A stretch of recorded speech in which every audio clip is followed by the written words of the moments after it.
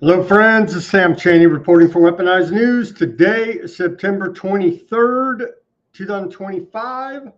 Thank you for joining us on this Tuesday edition of Weaponized News. We forgot yesterday. I forgot. How could I know? Yesterday, the 22nd was the fall equinox, but the date varies. So I'm saying it today when we look at our dark occult satanic calendar feast day or fall equinox. And some of the rituals are orgies, oral, anal, vaginal, of any age to celebrate the harvest. What do we got today? Wow, today's big news. We got a lot going on today. Of course, Trump at the United Nations UN General Assembly meeting there, many others as well. We'll go over all of that. Of course, Donald J. Trump, president here of America, was headlining it, essentially. We'll get to all of that. And Trump's trying to reel me back in with the red meat rhetoric. I like his rhetoric a lot, but hey, come on, man. There's just too much reporting and adding up and noticing that we've done to be believing this. But it is good America First rhetoric. I give them that. So we got all that. What else do we got today? Some other world leaders at the UN. We've got clips from Erdogan out of Turkey, a couple others, Chile president. They're still going right now, I think. And Trump just got out of a meeting with not 33, but 32 Arab nations in regards to Palestine. I don't think there was much news out of that, or maybe it's breaking right now. So we may have to wait till tomorrow to report on that, as it's still developing, as they say. They convicted this would-be assassin of Trump, Ryan Ruth, today. And what a disaster. It looks like that guy's a patsy as well, some kind of mind control victim. Cover those reports. There was a big bust. The Secret Service did a big bust there in New York. Looks like some type of espionage spy operation, breaking up, 300 SIM servers and 100,000 SIM cards. And so they did release photos of the operation there. Something is going on there. It may be the bots you're arguing with on the interwebs. I don't think so, though. It was set up like right there by the UN. Looks like a spy operation. What else do we got today?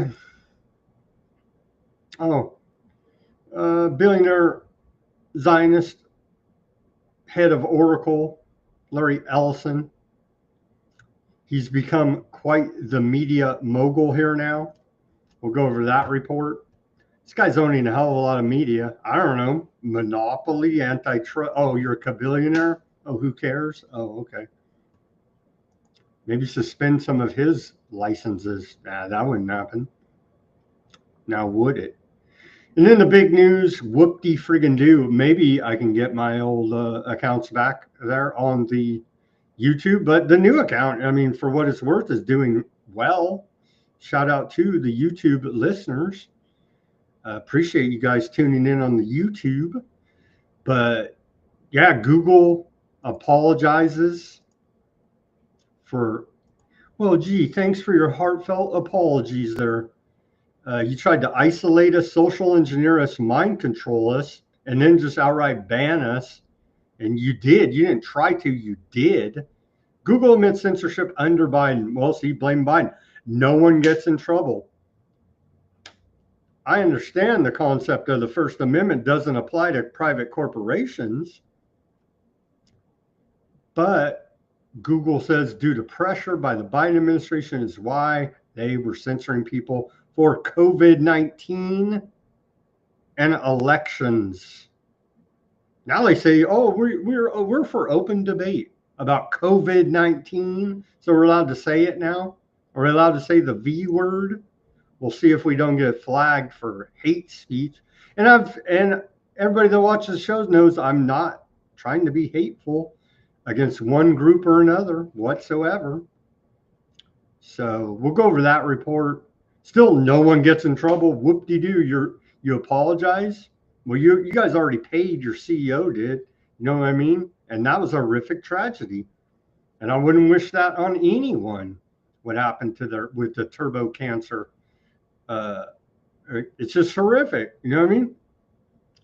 So karma. You know what I mean? I guess the alleged end of the world happened, the rapture, whatever, this bullshit blasphemy. So I'm still here. So I guess I'm not a good Christian, and our audience is still here. So I guess you're all not good Christians and then get raptured out of here, right? So that prediction failed. And for the record, I never believed it anyway. I did read one of those, what are they called? Left Behind. I read 2 of the books long time ago, the fictional accounts of the rapture. And that's all it is fiction, by the way. And my co-producer right here in the background saying that's lame. I agree, but what are you going to do?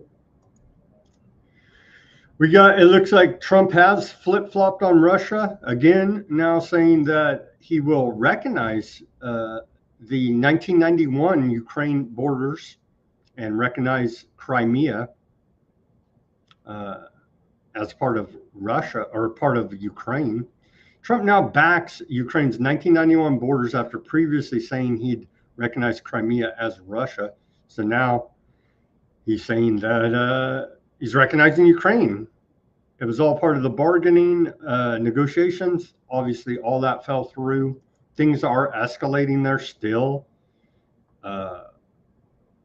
Ukraine is drone bombing the hell out of Russian oil refineries. Russia is continuing to amass troops. It's they're killing the hell out of people. Still needs to stop. And then that's like at least halfway a war where both sides are armed with modern weapons. The thing going on there in Gaza is flat out genocide. It's not a war. The most modern weapons in the world used against people with sticks and stones, essentially.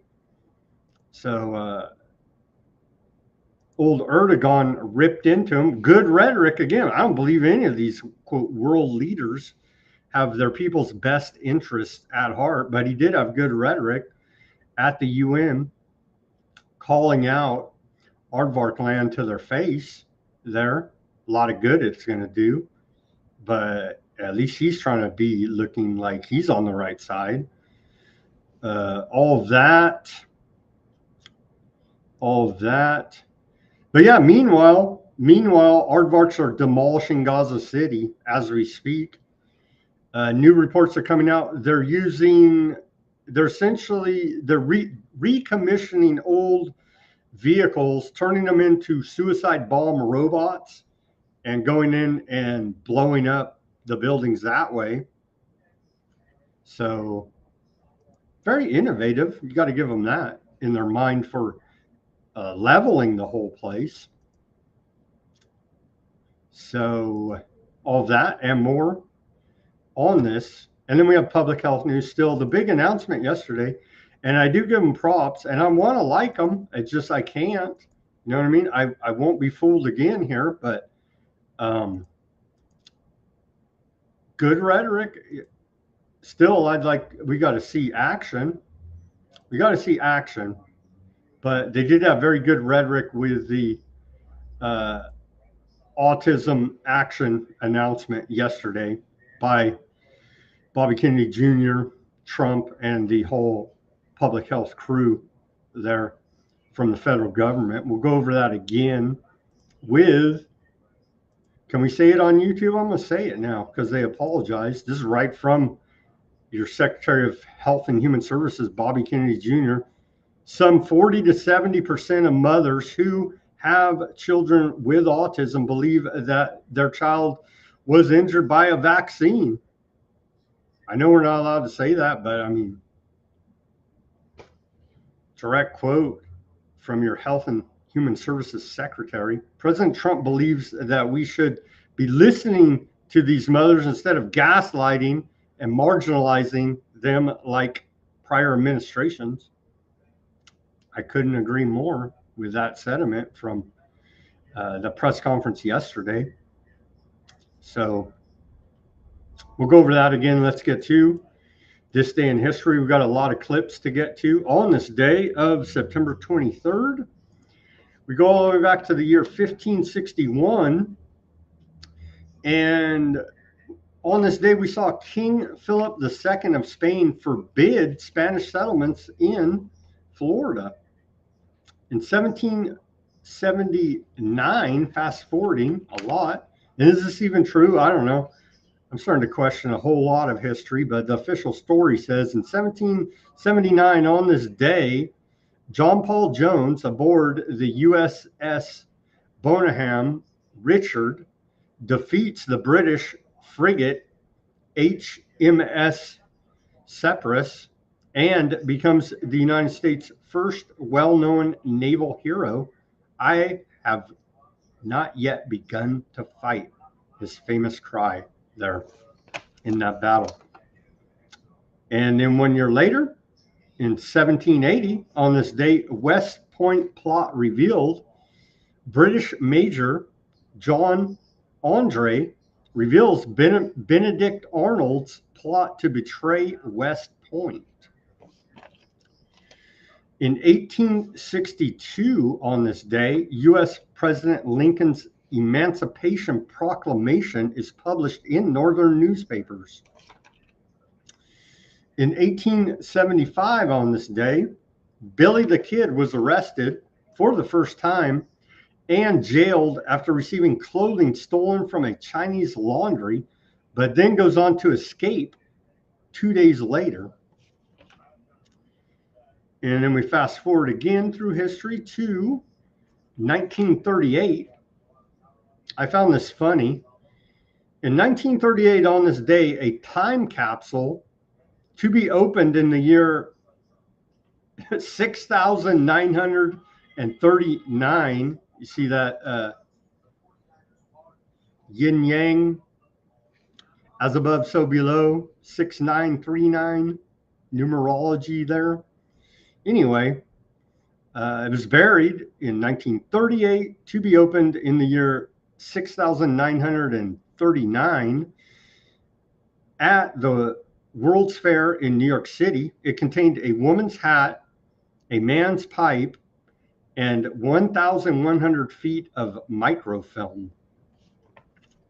Will we be around that far in the future? I don't know. I have my doubts here. And then we go forward to 1944. On this day, Proclamation number 30 is issued declaring the existence of a state of war between the Philippines and the United States and the UK. In 1957, on this day, we saw the Little Rock crisis. Then President Dwight D. Eisenhower orders U.S. troops to support the integration of 9 black students at Little Rock Central High School in Arkansas after a white mob forces them to withdraw. They were escorted by the 101st Airborne Division of the U.S. military. And then fast forward to 2002. We saw the first version of the web browser Mozilla Firefox, dubbed Phoenix 0.1, released to the public on this day. And then all the way to last year. Oh, no, we did have one more. Sorry. We did have one more before we get there. How dare you? And we have the video, too, of climate activist Greta Thunberg scolds world leaders with "how dare you" for not addressing climate change at the UN Climate Action Summit in New York in 2019. Here's a short clip of said "How dare you" famous from Greta Thunberg. This is all wrong. I shouldn't be up here. I should be back in school on the other side of the ocean. Yet you all come to us young people for hope. How dare you? There you go. Classic. How dare you? And then just last year, a year ago, 2024, on this day, Aardvark Land launches airstrikes against Hezbollah targets in Lebanon, killing more than 490 people. That whole area, the Greater Aardvark Land Project right here, they're wiping them all out as we continue to report. It's quite horrific indeed. Who else do we got here? Let's go to the comments quickly. No YouTube notification. I had to type weaponized news in. Well, thank you, Bindi, for your efforts. And my notification is on. But they apologize when we get to that for censorship. But I bet they'll censor over Aardvark stuff. We played the clip. I forget even the outfit of them saying they're looking for antiseptic hate speech against plumbers on the interwebs. You know what I mean? Compiling databases. So I would say Ruckus is definitely correct about that. Well, thank you, Mac. Said, yay, that weaponized is on. The attacks on Samad are a disgrace. And I did see somebody come through Rodsop on the X. Thank you guys for tuning in. Okay, let's continue. And by the way, Rumble, sorry, Rumble audience and chat, we couldn't integrate today. What a strange bug. One day it works, the next day it doesn't. Very odd there at Rumble as well. Okay, let's get to all of this news for you. We have a lot of it. Oh, how dare you, CIA? How about that? On this day in our civil liberties history, going back to the year 1953, we saw the CIA expand its secret and illegal mail opening program. They've been spying on us since they had a freaking telegraph, man. Anyway, the CIA had a secret illegal mail opening program. The Central Intelligence Agency, CIA, maintained a secret and illegal mail, quote, cover program, and on this day decided to expand what had begun as a small program earlier in the year. Over the next 20 years, from 1953 to 1973, the CIA reviewed, get this, how many pieces of mail they, quote, reviewed. From 1953 to 1973, the CIA reviewed 28,322,796 pieces of mail entering the United States. The external covers of more than 2 million were photographed, thereby recording information about the sender and receiver and recipient, and 215,820 letters were opened and read. At various points, the CIA cooperated with the FBI in joint mail cover operation.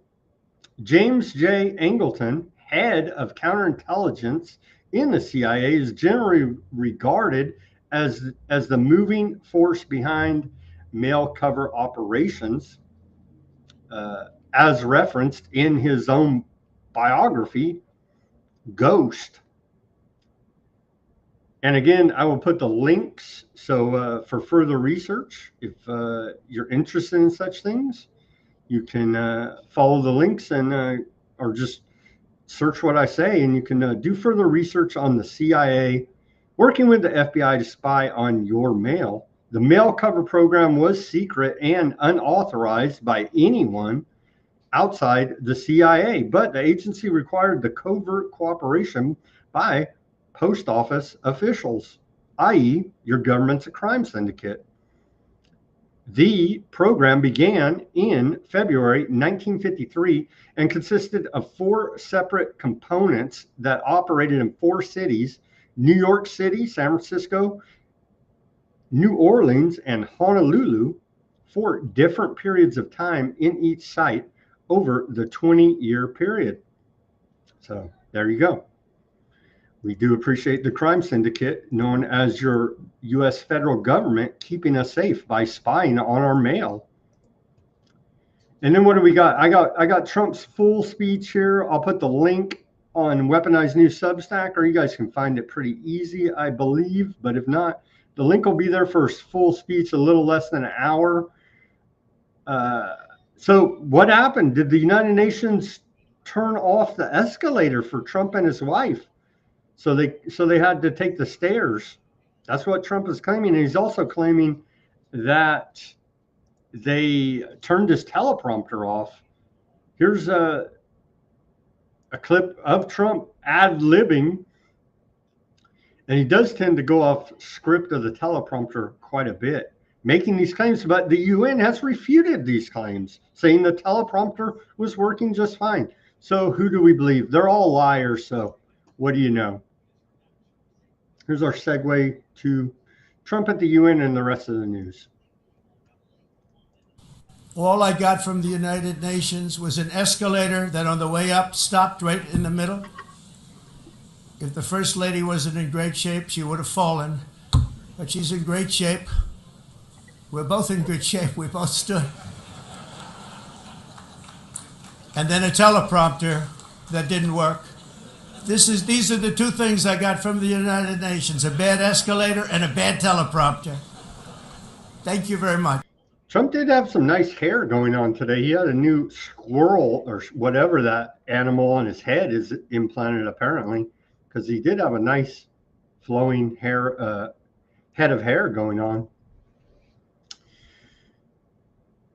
Trump said in a statement he put out, this is right from the White House, "It's always an honor to speak at the United Nations, even if their equipment is somewhat faulty.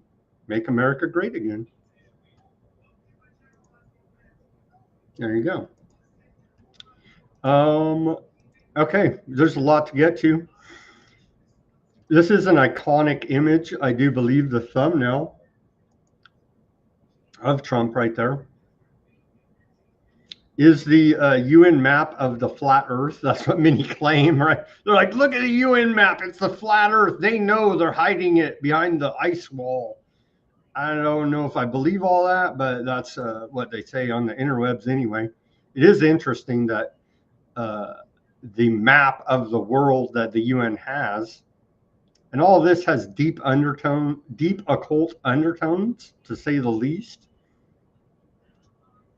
So quite an iconic image published by the White House.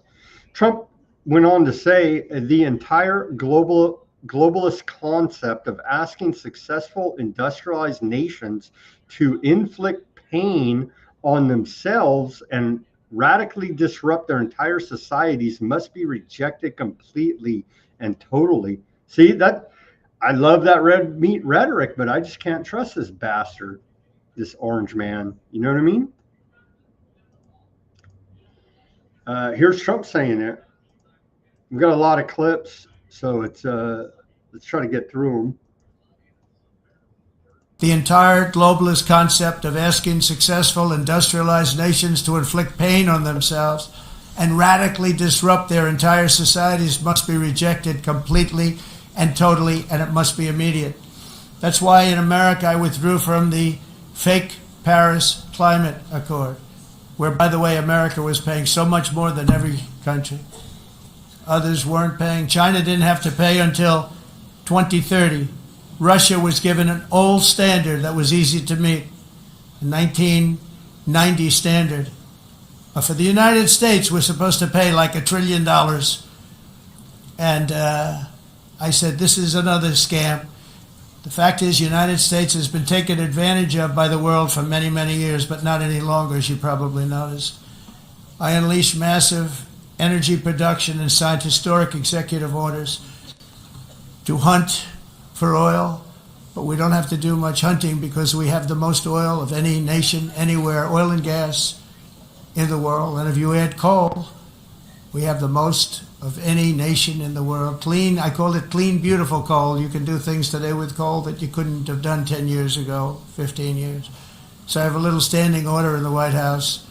Never use the word coal, only use the words clean, beautiful coal. Sounds much better, doesn't it? But we stand ready to provide any country with abundant, affordable energy supplies if you need them, when most of you do. We're proudly exporting energy all over the world. We're now the largest exporter. It's particularly orange at the UN. Maybe it's the lighting. But no talk about the suppression of breakthrough alternative energy that we talk about a lot on this show. Clean breakthrough alternative energy. No talk of that. We're still stuck on the fossil fuels, Rockefeller oil.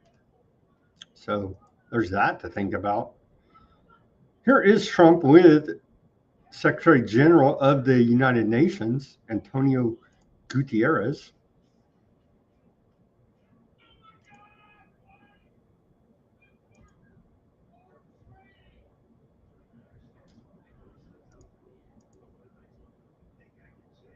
Little Marco Rubio, he says, Secretary of State, he says the UN has not been there for us as a country for months, brokered peace in major world conflicts without any help, being offered to him.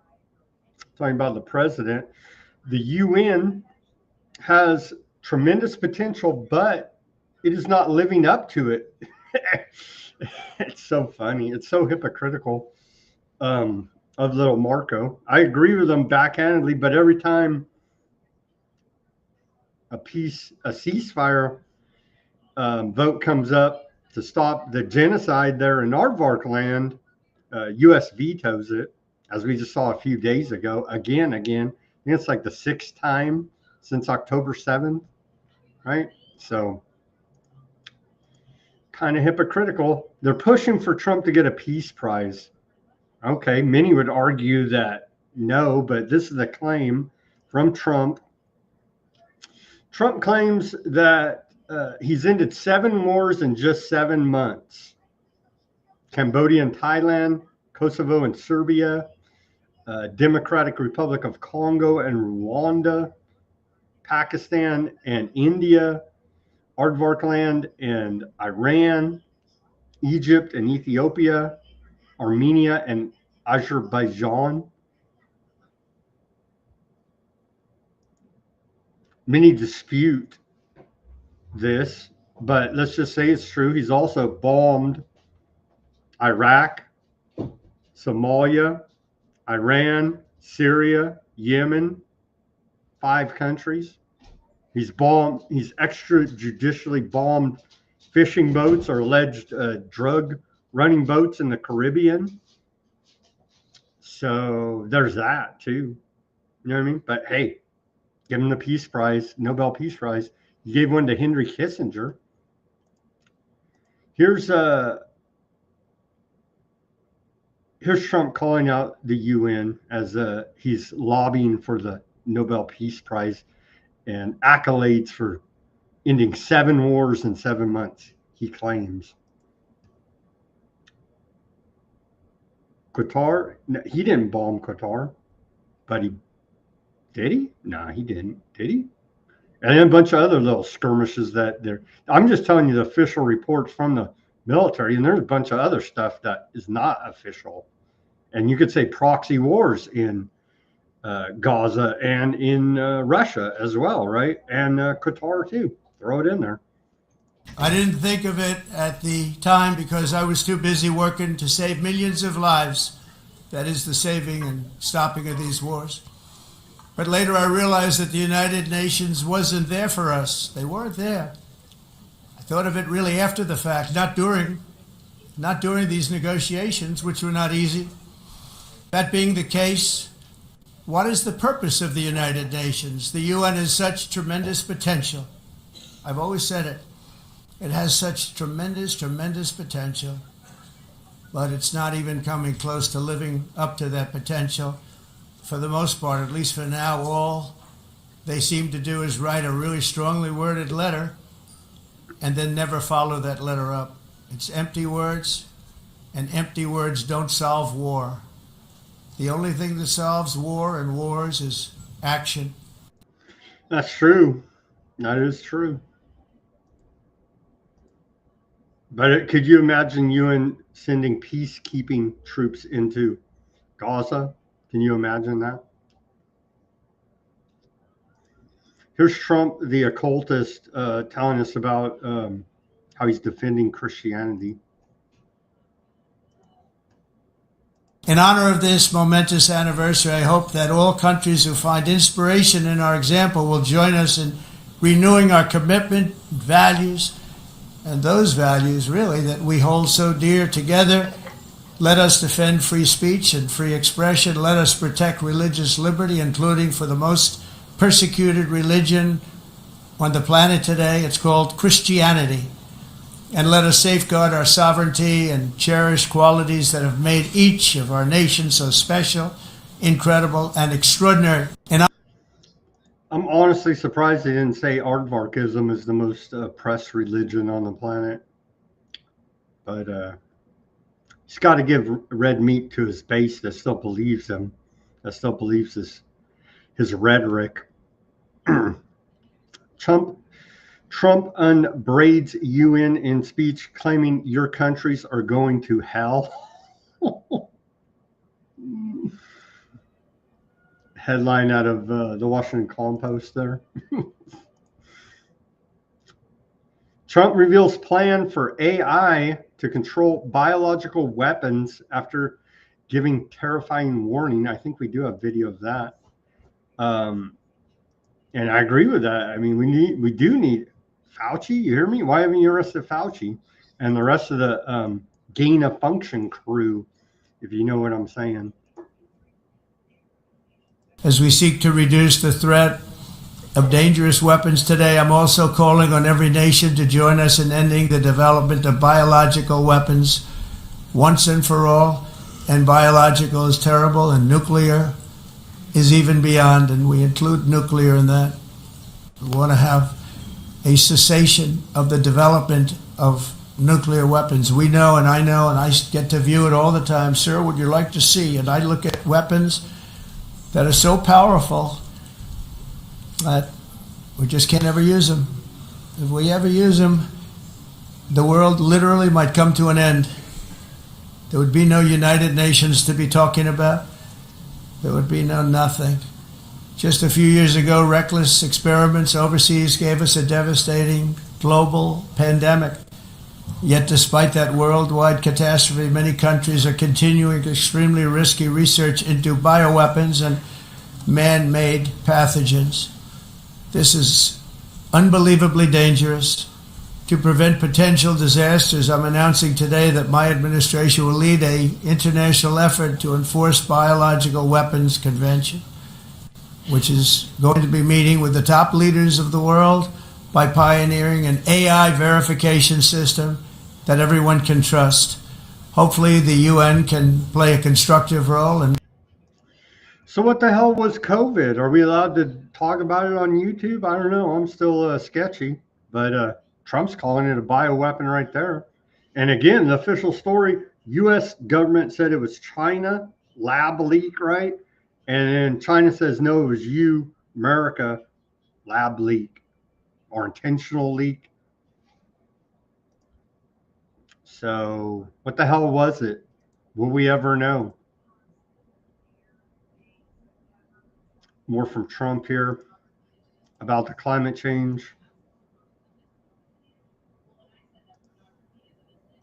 82, the executive director of the United Nations Environmental Program predicted that by the year 2000, climate change would cause a global catastrophe. He said that it will be irreversible, as any nuclear holocaust would be. This is what they said at the United Nations. What happened? Here we are. Another UN official stated in 1989 that within a decade, entire nations could be wiped off the map by global warming. Not happening. You know, it used to be global cooling. If you look back years ago in the 1920s and the 1930s, they said, global cooling will kill the world. We have to do something. Then they said global warming will kill the world. But then it started getting cooler. So now they could just call it climate change, because that way they can't miss. It's climate change.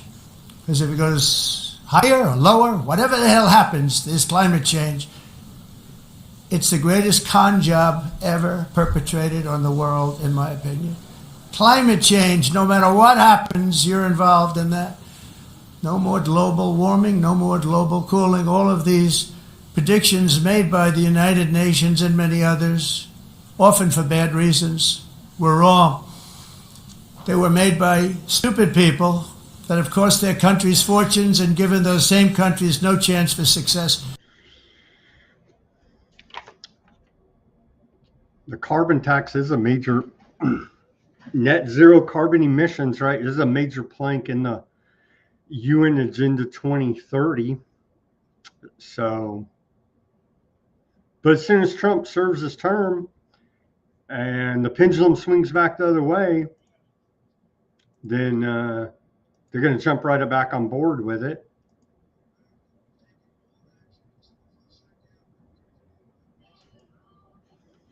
Here's Trump on open borders. Again, I agree with him here. In America, we've taken bold action to swiftly shut down uncontrolled migration. Once we started detaining and deporting everyone who crossed the border and removing illegal aliens from the United States, they simply stopped coming. They're not coming anymore. We're getting a lot of credit, but they're not coming anymore. This was a humanitarian act for all involved, because on the trips up, thousands of people a week were dying. Women were being raped. Nobody's ever seen anything like it. Raped, horribly beaten, raped. On the trip up, the journey up, it was a long walk. It was a long, arduous journey, indeed. And it was also a historic victory against human trafficking throughout the region. What we did was a victory, and we saved so many lives of people that wouldn't make the journey. That journey was loaded up with death. Loaded up with death. Dead bodies all along the roads of jungles to get up. They go through jungles, they go through areas so hot you couldn't breathe. They were dying of suffocation. Areas so hot that you couldn't breathe. Dead bodies all over. By them not coming, we're saving tremendous numbers of lives. My people have done a fantastic job in doing what they did, and the American public agrees with it. I mean, I was very proud to see this morning I have the highest poll numbers I've ever had. Part of it is because of what we've done on the border. I guess the other part is what we've done in the economy. Joe Biden's policies empowered murderous gangs, human smugglers, child traffickers, drug cartels, and prisoners from all over the world. The previous administration also lost nearly 300,000 children. Think of that. They lost more than 300,000 children, little children, who were trafficked into the United States on the Biden watch, many of whom have been raped, exploited, and abused, and sold. Sold. Nobody talks about that. The fake news doesn't write about it. With many others, young children who are missing or dead. And we found a lot of these children, and we're sending them back, and we've been sending them back to their parents. They said, nobody knows who they are. They said, where do you come from? And they'll give us a country, and we'll find out, and we'll figure it out, and we'll bring them back to their homes. And the mother and father rush to the door, and their tears in their eyes. They can't believe that they're seeing their son or daughter, their little son or daughter again. We've done almost 30,000 of them so far. Any system that results in the mass trafficking of children is inherently evil. Yet that is exactly what the globalist migration agenda has done. And Rod Sopp says he's naming everything he does. Well, if all that's true, then why doesn't anyone from the Biden administration get in trouble? Mayorkas, number one, go down the line. NGOs, nonprofits, aardvark charities, Catholic charities, Amy Pope from United Nations Immigration. And that's just like barely scratching the little tiny surface. You know what I mean? A giant network involved in this. Why are they not all indicted?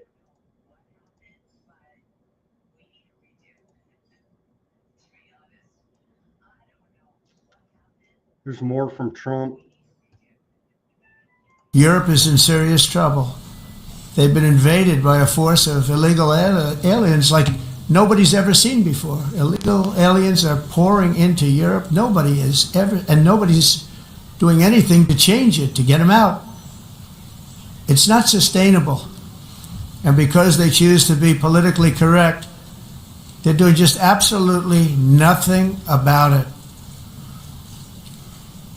And I have to say, I look at London, where you have a terrible mayor, terrible mayor, and it's been so changed.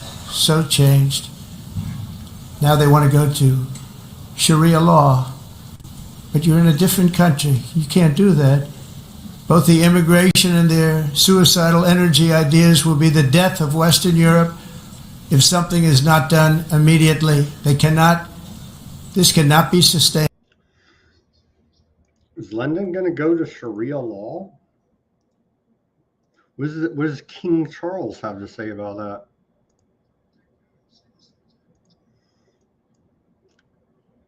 And now we get into the tyrannical behavior and the justification for it. Due process. The rule of law and due process. The government, Trump administration, just points the finger at, maybe they are the worst drug smugglers in the world. We don't know. They whack them before they even get a chance to go to trial. Here's the justification. To protect our citizens, I've also designated multiple savage drug cartels as far as and you see this, and you see it happening right before your eyes. Let's put it this way. People don't like taking big loads of drugs in boats anymore. There aren't too many boats that are traveling on the seas by Venezuela. They tend not to want to travel very quickly anymore. And we've virtually stopped drugs coming into our country by sea. We call them the water drugs. They kill. That's total bullshit. Kill hundreds of thousands of people. I've also designated multiple savage drug cartels as far as foreign terrorist organizations, along with two bloodthirsty transnational gangs, probably the worst gangs anywhere in the world, MS-13 and Tren de Aragua. Isn't the world's worst gang in the world the U.S. federal government? Tren de Aragua is from Venezuela, by the way. Such organizations torture, maim, mutilate, and murder with impunity. They're the enemies of all humanity. For this reason, we've recently begun using the supreme power of the United States military to destroy Venezuelan terrorists and trafficking networks led by Nicolas Maduro. To every terrorist thug smuggling poisonous drugs into the United States of America, please be warned that we will blow you out of existence. That's what we're doing. We have no choice. Can't let it happen. They're destroying. Then shouldn't he, break the CIA up into a million pieces, to paraphrase JFK? I believe we lost 300,000 people last year to drugs, 300,000. Fentanyl and other drugs. Each boat that we sink carries drugs that would kill more than 25,000 Americans. We will not let that happen. And they provided no evidence of any of this. It's just trust the government, bro. Trust the government. All right. I think that's about all I could take of that. Here's a statement from the White House. At UN, President Trump champions sovereignty, rejects globalism. Well, I couldn't agree more there. But this whole occultic thing going on, golden age of America, very sketchy. And so here's all the statements broken down into clips very nicely by the Trump administration. They're published on the White House website. I'll link to it at Weaponized News Substack, or you can just go to the White House website if you like. Okay, First Lady now. They made her walk. She couldn't ride the escalator because she's married to Orange Man over there at the UN. So today she launches this statement. I am establishing, fostering the future together. So isn't this contradicting? We just heard, look at this contradiction. President Trump champions sovereignty, rejects globalism. Then his wife tells us about this new initiative that she's launched today. I am establishing, fostering the future together, a global coalition of nations. I guess that's different than globalization. Committed to the well-being of children through the promotion of education, through your Rockefeller education system, innovation and technology, AI, i.e. technocracy. I added that part.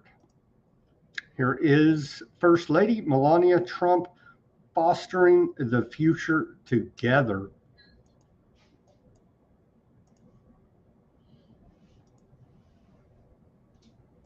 Nothing comes before safety. We must safeguard healthy environments for our children, protect their personal freedom, their confidence and motivation. Safety multiplies innovation. Since technology is evolving at a pace that exceeds lawmaking, we must identify simple solutions to protect our children's ingenuity. Remember, our next generation will also teach to revolutionize how we live, travel, design, and connect. The moment is now. I'm establishing, fostering the future together, a global coalition of nations committed to well-being of children through the promotion of education, innovation, and technology. Fostering the future together's mission is to ensure that every child can flourish in the digital era. I will be hosting Fostering the Future Together's inaugural meeting at the White House during the first quarter of 2026. Bindi says she is so robotic. Is Melania Trump a sex robot? Haven't heard that conspiracy. Just kidding, just kidding. But I don't think she's very comfortable being a public speaker. It seems pretty obvious there. But they always make the First Lady do something, like do something, save the children. You know what I mean? So she's trying to do that, help the kids learn to love technocracy. So we do appreciate the efforts there. The U.S. Secret Service announced a big bust today. Here's what they busted there in New York. The Secret Service dismantled a network of more than 300 SIM servers and 100,000 SIM cards in the New York area that were capable of crippling telecom systems and carrying out autonomous telephonic attacks, disrupting the threat before world leaders arrived for the UN General Assembly. There's the setup that they had there.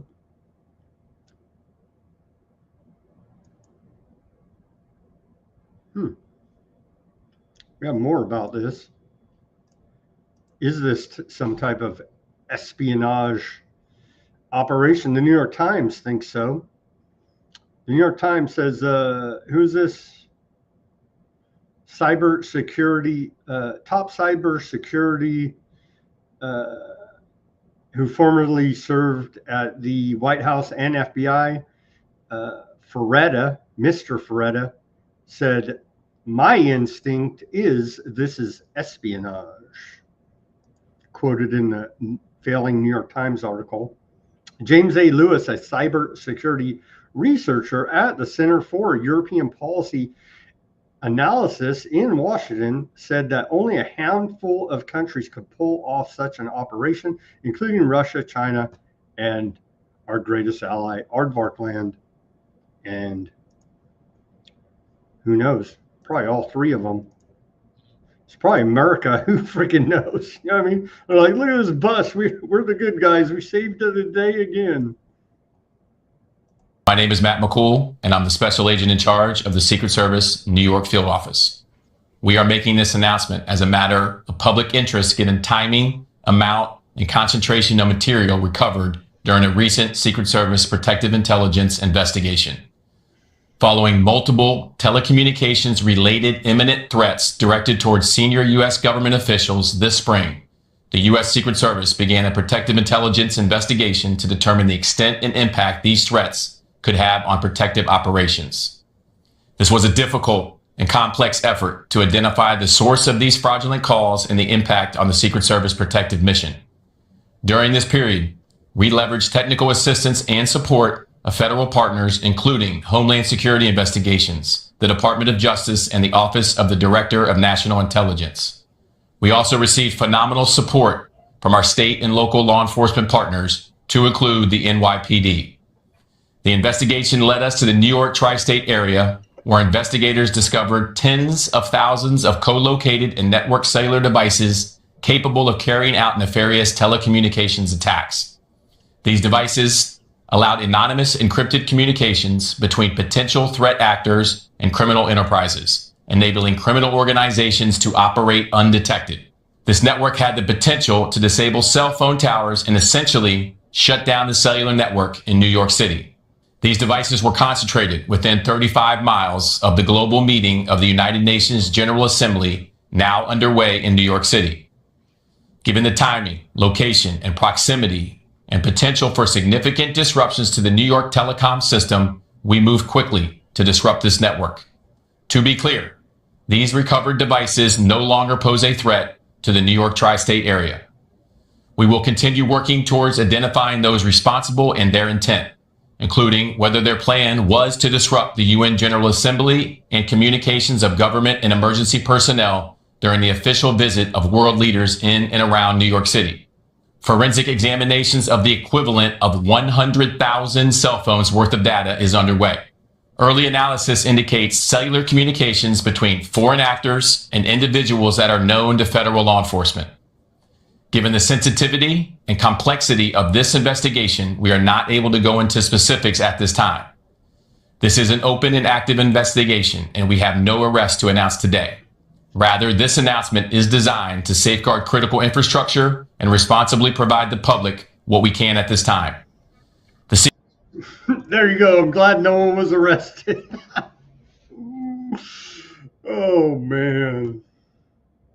But hey, the Secret Service saved the UN General Assembly from having their cell phones disrupted and other communications disrupted. See, they saved us. It was probably a U.S. government operation the whole time.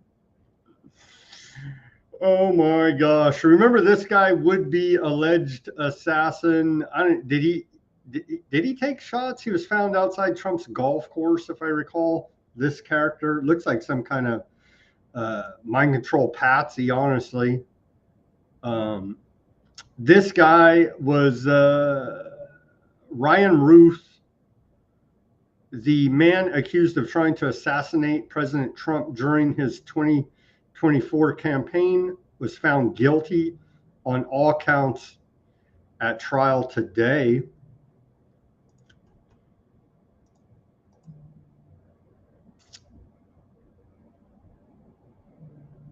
Trump congratulating. And then here's Pam Bondi. I lost all of the Epstein files. Attorney General there. Today's guilty verdict against would-be Trump assassin Ryan Ruth illustrates the DOJ's commitment to punishing those who engage in political violence. This attempted assassination was not only an attack on our president, but an affront to our very nation itself. I'm grateful for the one of these prosecutors, his entire Jason Quinones, his entire trial team, and our law enforcement partners for protecting President Trump and securing this important verdict. Where the feds have like a 99%, 98 or 99% conviction rate, you know what I mean? So, yeah, not surprising. Sadly, Ryan Ruth tries to stab himself with a pin after being convicted of Trump assassination attempt. And so, like, again, this guy looks like a mind control patsy. Very sad. His life is over. Here's a quick report about that. It's quite shocking. As the verdict was read, it appeared to our producers inside the courtroom that Ruth tried to stab himself in the neck with a pen. That's what it appeared to look like. Then 4 marshals dragged him out of the courtroom, took his coat off. They then shackled him at the waist and ankles, and then they brought him back into the courtroom. So again, this just in from our producers, as the verdict was being read, Ruth tried to hurt himself in the neck with a pen. Now, it's quite... So that was very good security at the court room that Pam Bondi should praise, obviously. I'm seeing in the chat here, Ruckus is saying, so yeah, the cell phone thing is clearly a psyop. The jammed escalator affair, Max says. Planting a seed so when they flip a switch later, they will say it was these things. Maybe we will hear of these cell jammer things popping up all over the country, like the balloons and the drones. We can only hope. All is cover for Palantir, right? We can only hope that the psyop will escalate. Do you realize the amount of government resources that were marshaled for the Charlie Kirk Memorial there in Glendale, Arizona? And again, bless Charlie Kirk's soul. But man, here's from the government. They say nearly 1,000 law enforcement partners mobilized to ensure the safety and security of over 90,000 people in attendance of Charlie Kirk Memorial event in Glendale, Arizona. Wow. So essentially you had a state-sponsored memorial here now. And we had yesterday we had Sean Duffy, head of NASA, Transportation Secretary, put out a post on X saying that he was a great public servant, referencing Charlie Kirk. So was he an agent of the state? They're backhandedly making references as if he was.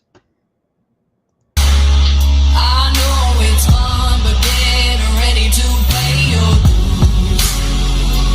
Oh God, come back home. This crazy world is filled with liars and abusers. Need you now before we're too far gone. I hope one day they finally see the truth. So quite an event there.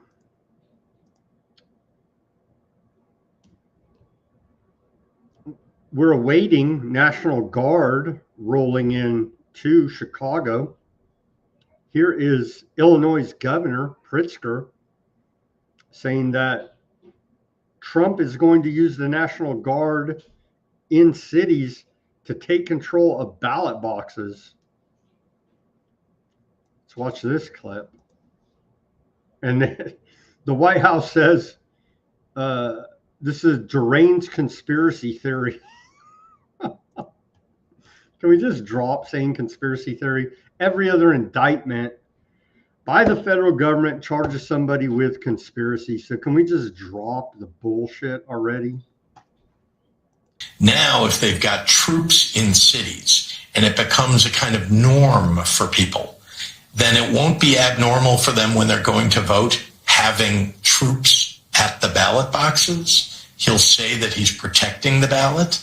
And if he thinks there's some kind of fraud, and what I mean by that is if he thinks that his party isn't going to win, then they very well could do what they suggested they were going to do in 2020, which is take control of the ballot boxes. So I believe that is what this is about. It's about intimidating people from going to the polls who would not vote for his party, and about the ability to take control of the elections. All in this illusion of some type of, quote, democracy, that your vote matters. It's the most important election of our lifetime, right? What are they saying in the comments? Yeah, life insurance did not pay for that. Yeah, well, who the hell did? I guess taxpayers. All that taxpayer money spent on a civilian memorial service while hundreds of seniors, sick Americans cannot afford the urgent medical care they need to live.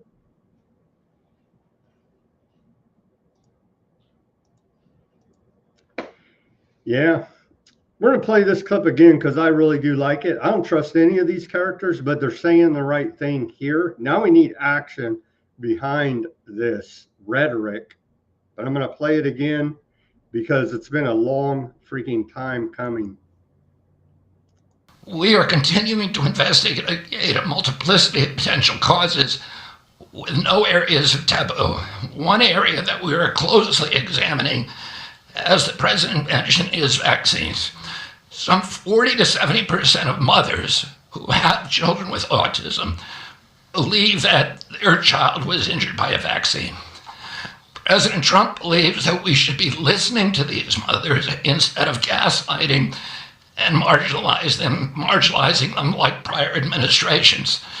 Some of our friends like to say that we should believe all women. But some of these same people have been silencing and demonizing these mothers for 3 decades because research on the potential link between autism and vaccines has been actively suppressed in the past. It will take time for an honest look at this topic by scientists.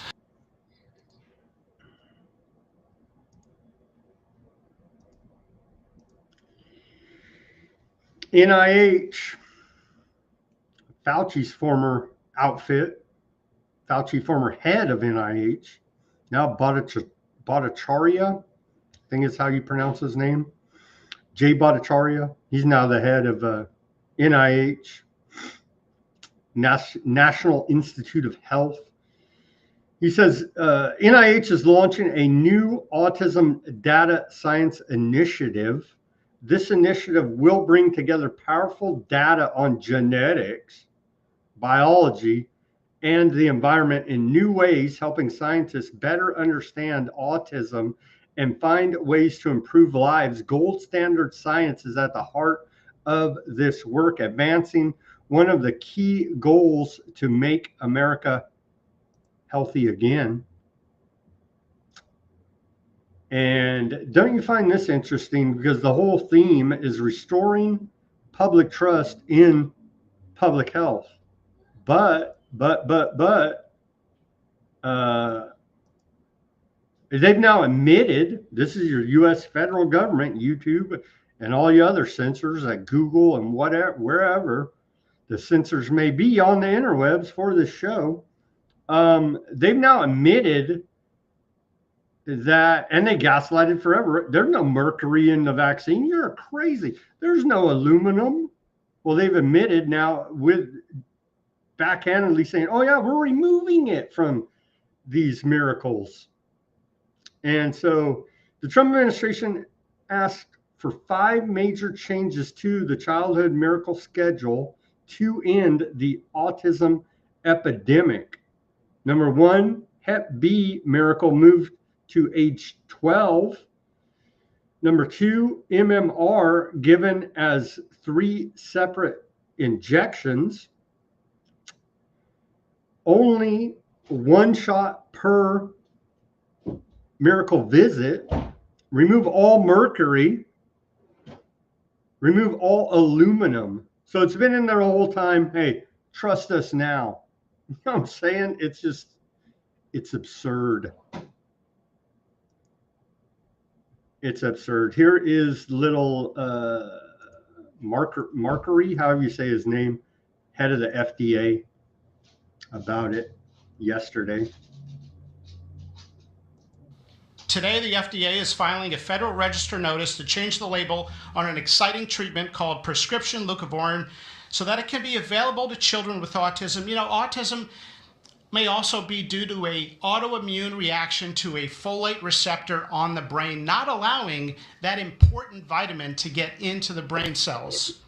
It's a fairly established, mature pathway. Again, we have a duty to let doctors and the public know. We're going to change the label to make it available. Hundreds of thousands of kids, in my opinion, will benefit. One study found that with kids with autism and chronic folate deficiency, 2/3 of kids with autism symptoms had improvement, and some marked improvement.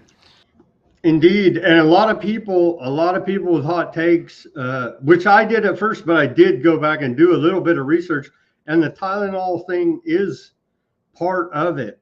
Okay, now we went over the science yesterday and all the technical terms. I don't remember it off the top of my head, but it is part of it. And a lot of hot takes were that this is all bullshit, but they didn't listen and do any research about it. It is part of it for sure. So they're looking pretty on point with what they're saying with the autism action plan yesterday is looking pretty on point. We need a lot more action, right? But that's what they're promising forthcoming. I'll believe it when I see it.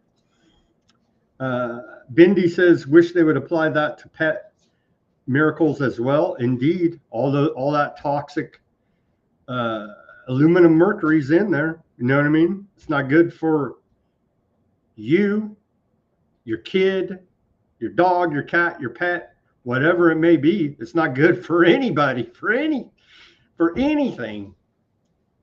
Obviously.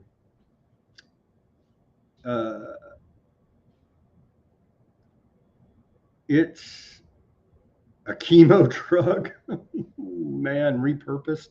I did not look into what their solution was, but Ruckus says it's a repurposed chemo drug. Iatrogenic. And I see this guy, the first guy I ever saw talk about it was Toby Rogers. And he is a great freedom fighter for the medical freedom. And he's the first guy, he's a scientist researcher dude who bucked the system during the medical intervention period, COVID. And I've been following this guy for a while. He's pretty on point. Toby Rogers. Anyway, he's worth a follow on the X.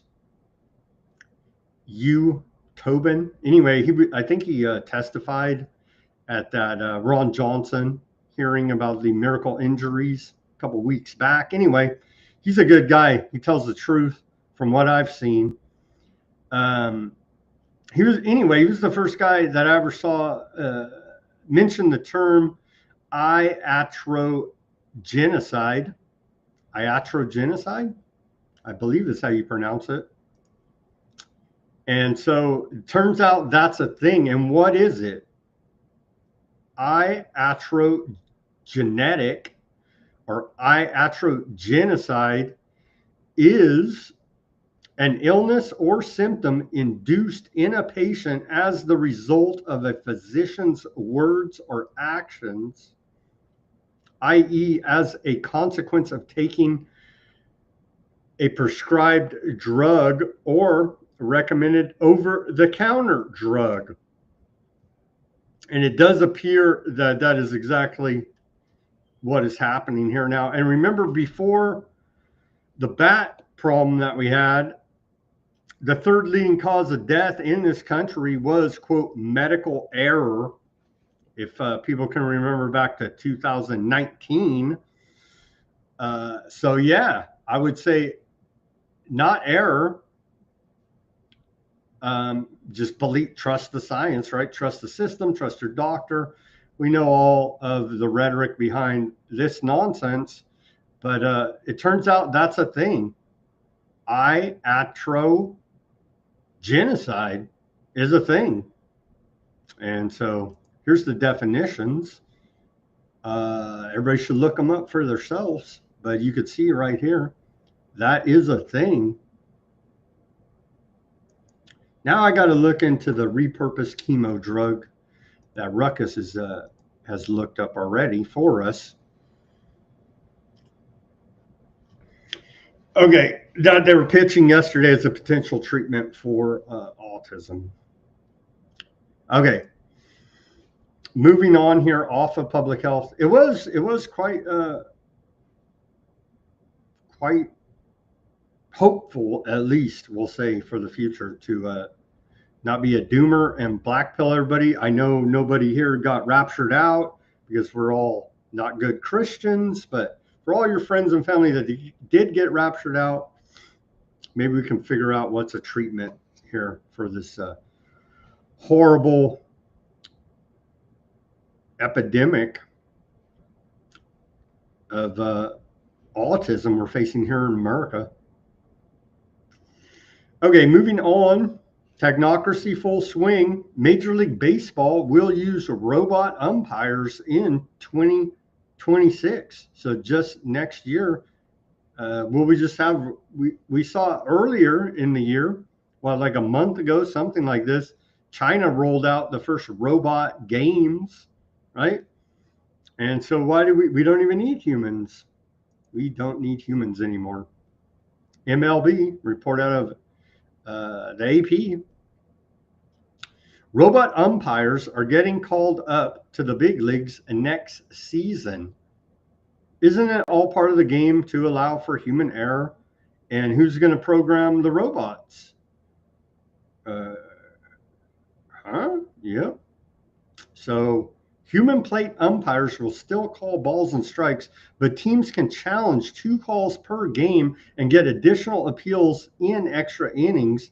Challenges must be made by a pitcher, catcher, or batter, signaled by tipping their helmet or cap, and a team retains its challenges if successful. Reviews will be shown as digital graphics on outfield video boards.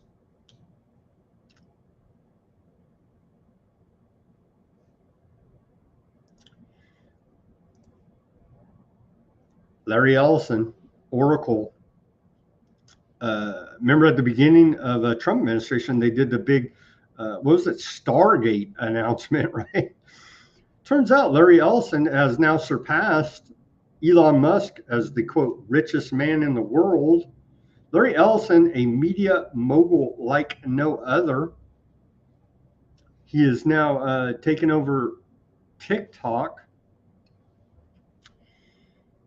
So Aardvark-aligned billionaire seized control of TikTok in battle for U.S. narrative control. The White House has announced that the forced sale of TikTok will be finalized this week. The new ownership, led by Larry Ellison, the largest individual donor to the IDF, will take control of U.S. user data and the algorithm, which the White House says will be retained. Ellison, who made his fortune developing Oracle, i.e. cut out of the government, a database system he originally built for the CIA, already controls CBS, Paramount, MTV, Comedy Central, Showtime, Nickelodeon, as well as Channel 10 in Australia and Channel 5 in the UK. Ellison is also expected to finalize control over Warner Brothers Discovery, including CNN, HBO, and Discovery Channel before the end of this year. Monopoly? Antitrust violation? Well, he supports the IDF, so, you know. Even before the forced sale is finalized, censorship on TikTok content critical of Aardvark land, including of the deal itself has reached extreme levels as the platform moves to align with its prospective new owners. Fox, a Murdoch asset, is also seeking to join the Ellison consortium, a move that could enable cross promotion between Fox and TikTok. Wow, if we didn't need enough war propaganda, you know what I mean? So, wow. Further tightening the aardvark aligned information bubble. To Murdoch and News Corp's credit, they do say more on Sky News than on you would expect. Okay, we'll just leave it at that. Disapproval of what aardvark land is doing in Gaza has risen to 60% of the U.S. population, nearly double the approval rate of 32%. The U.S. still has over 3 years of Trump left. Aardvark billionaires control OpenAI, Google, Meta, Facebook, Instagram, WhatsApp, Palantir, CBS, HBO, and most of Condé Nast, Reddit, Vogue, The New Yorker, Wired, GQ, Vanity Fair, as well as numerous Hollywood studios, regional papers, and radio stations. Europe, meanwhile, remains largely absent, offering little real competition in the information space. It is a real success story. Telegram, which it managed to comprehensively alienate after France arrested its founder, supposedly for not handing over enough user data. Will the EU and the US allies align with the aardvarkification of TikTok algorithm or attempt to create a politicized alternative network of their own? These questions are up in the air right now. Decentralized alternatives like Keat and Nocer offer strong resistance to censorship, but are still young. Large platforms like Telegram and RedNote carry serious risks of censorship, including in eventual sell-off to other interests. For users, the sweet spot may be to use both, one for political reliability, the others for politically temporary audience. And here's our the newest, biggest media mogul in the world there. And then there's a conspiracy theory. You heard well, it's been around a while, right? Antiseptic hate that the aardvarks control the media.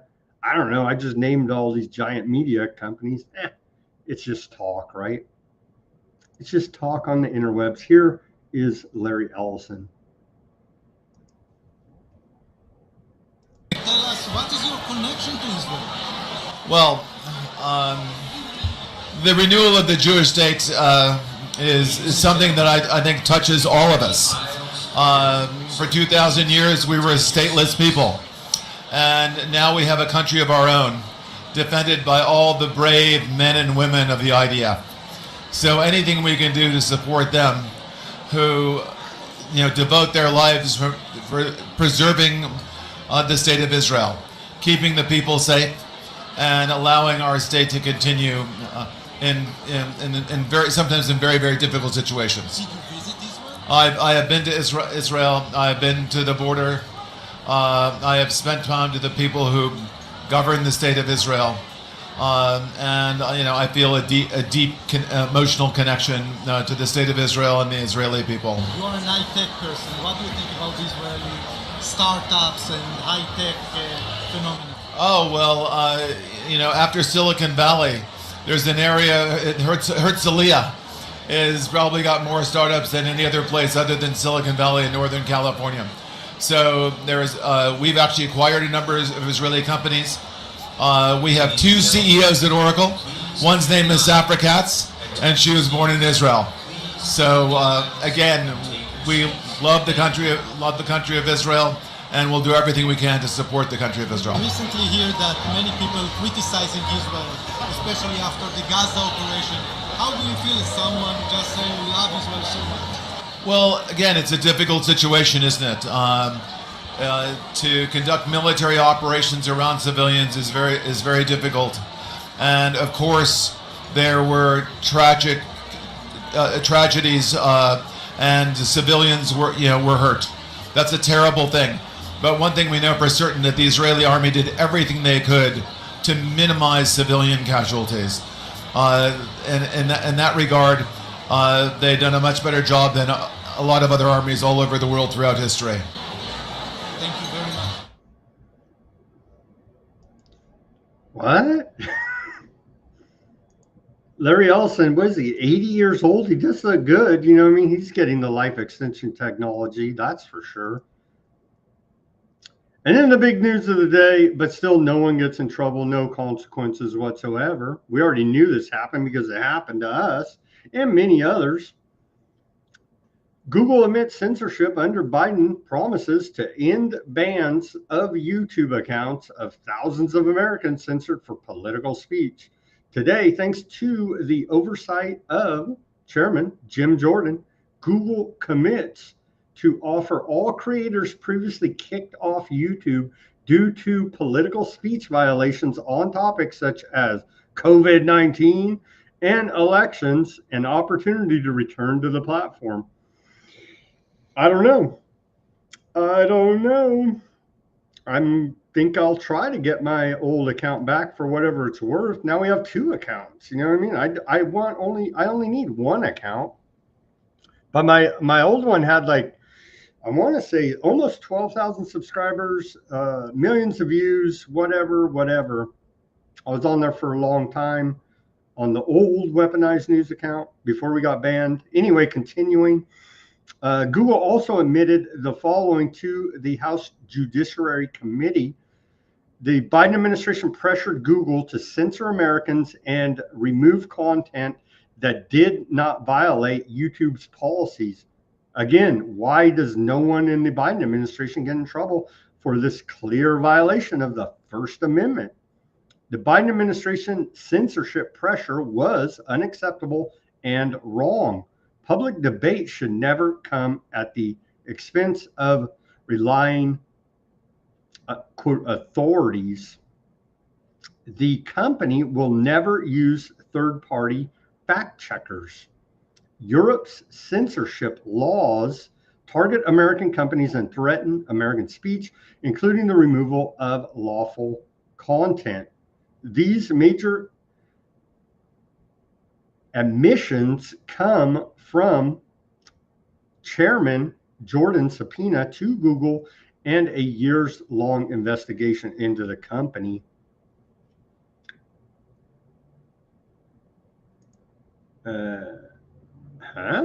So do we have to speak in code on YouTube? We hate Trump on YouTube, and Putin too, right? Do we still have to? And then Information Liberation points this out about it. He says it's for all creators banned for their political speech. Letter says it's only for people banned explicitly for violating COVID election fraud rules. Did they purposely leave out those banned for so-called hate? I.e., don't be antiseptic. Get it, good. We got it a long time ago.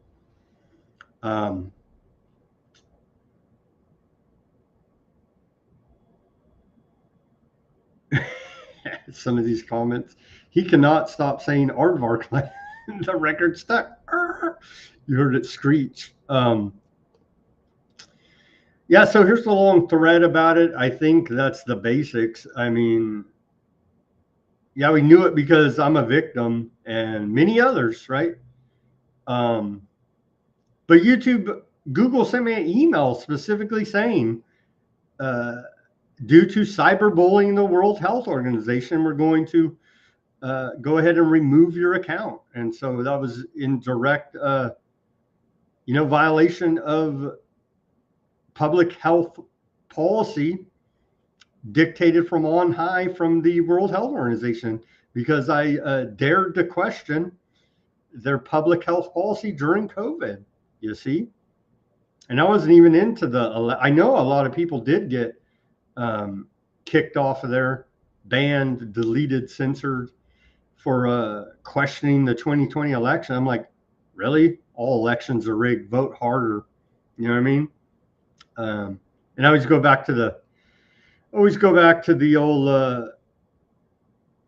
old Roosevelt quote, where he said way back then that presidents are selected, not elected. You know what I mean? So it's been going on probably forever. I would probably have to say forever. But here's a long thread explaining it all, as if you had any doubt about it. Just go on, be a YouTube user, and go, and you know that this is exactly the case. But still, no one gets in trouble. We got an apology letter. I guess maybe we'll get our account back. We hate Trump, YouTube. But the link to the thread of Jim Jordan here, where he puts on the political theater of his hearings, and no one gets in trouble. They do have good rhetoric in their sound bites, but no one ever gets in trouble for all the crimes committed against us, uncovered at his hearings.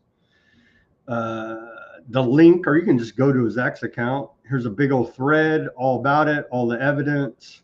We'll link to it on Weaponized News Substack for those interested. On to geopolitical news. I missed my commercial break here today. Let me take it now real quickly because I had so much to get to. I wanted to make sure and try to get everything in 2 hours here. But everybody go to weaponizednews.com, get yourself some stickers. We have the holograph sticker, the white background sticker, and the clear sticker here. Weaponizednews.com. You can give us some donations, become a subscriber, go to the store, buy a pet ID tag. However you may choose to help support independent reporting and analysis, brought to you here 5 days a week live at Weaponized News. We truly do appreciate it. As we're coming up here on the fourth quarter, we need to do some type of fundraising push to help pay all the bills for the software, and forget about all my time I put into this operation.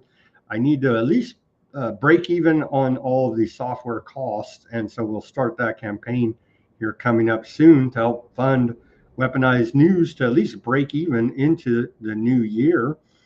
And again, I do appreciate all of the patrons too, Weaponized News Store, and all the subscribers. Thank you guys. I love you very much. And you help me keep going here. Not financially, but at least emotionally and psychologically. But all your small contributions are much appreciated. Okay, continuing to the geopolitical news of the day. And there's a lot of it, right? We try to cover as much as we can. Anyhow, I believe this is significant. Iranian Supreme Leader Khomeini says, we do not need nuclear weapons, and we have decided not to pursue nuclear weapons. We have enriched uranium up to 60%, which is necessary for certain needs in the country. And so, can we trust any of these characters? No. And are they all working at the top levels together? Yes. But they do put on a great geopolitical theater for us. And many people die because of it. And it's quite horrific. Putin and Russia are in big economic trouble. This quote from Trump. And this is the time for Ukraine to act. So Trump has done a 360, apparently, or 180. Negotiations have fell through with Putin. So now Putin is on the bad list with Trump again. Remember, Trump campaigned he'll end the Russia-Ukraine war in 24 hours if elected. Turns out, not so much. We're now 7 months in, and the meat grinder of killing Russians and Ukrainians is continuing, and it's quite horrific. He says, I wish both countries well. We will continue to supply weapons to NATO for NATO to do what they want with them. Good luck to all. So fueling the war machine there. But hey, I think he deserves a peace prize, right, guys? Yeah. And here's a couple clips. Well, Zelensky was there. He did put on a jacket. So give him credit for that. Maybe Zelensky should get a peace prize for putting on a suit. He didn't wear the tie, but he did put on the suit and not his military fatigues. So I'm nominating Vladimir Zelensky, president of Ukraine, that hasn't had an election in like, what, a year and a half. But besides that, he should get a Nobel Peace Prize for wearing a suit, even though he didn't wear the tie. But it's a big step up for him. Do you think that NATO countries should shoot down Russian aircraft if they enter their airspace? Yes, I do. Do you think that NATO countries should shoot? And they were talking about, what was it? Estonia says that Russian airplanes went into their airspace and called Article 4 consultation with NATO.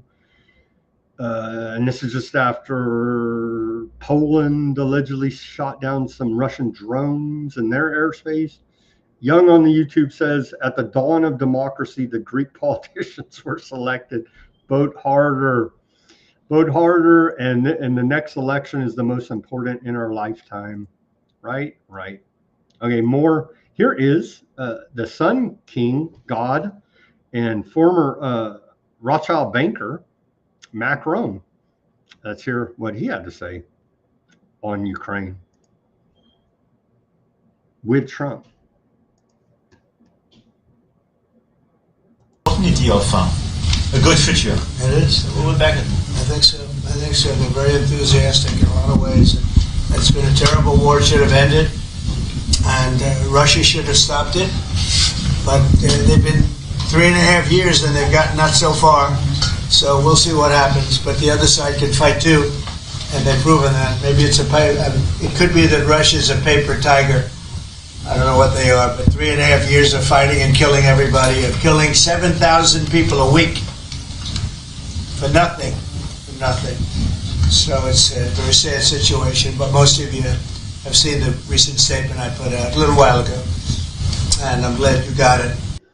I guess we're back fully on board supporting NATO and Ukraine war efforts there, as negotiations have fallen through. And Russia said they will negotiate, but then comes down to technicality of who's going to sign these peace deals, and they don't recognize well, they should go back to Greek democracy, right? They don't recognize Zelensky as being the official authority president of Ukraine because he hasn't had an election. He's past the election time.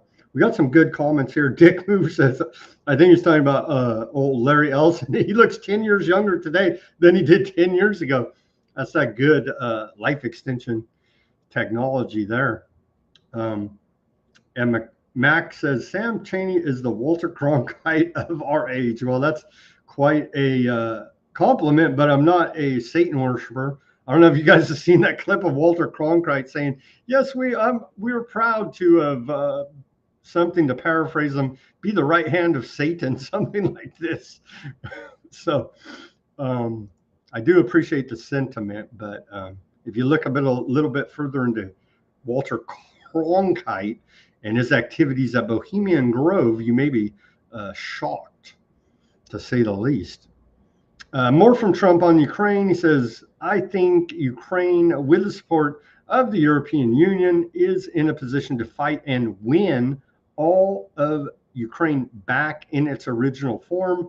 Good luck to all. So they're still fighting. Here's the map so we can take a look about what is all this fighting about. So it's like this area right here, right? And then of course Crimea down here. So yeah. Yeah.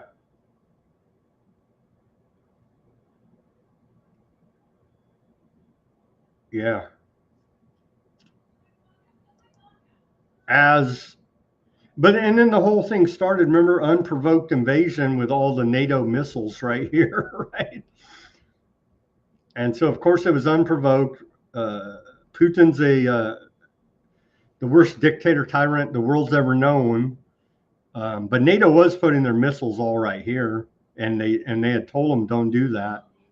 But it was unprovoked, obviously, of course. And man, report out of the Financial Times here, Ukraine's drone strikes have hit 16 of Russia's 38 oil refineries since August, disrupting over 1 million barrels a day of capacity. Diesel exports may fall to the lowest level since 2020.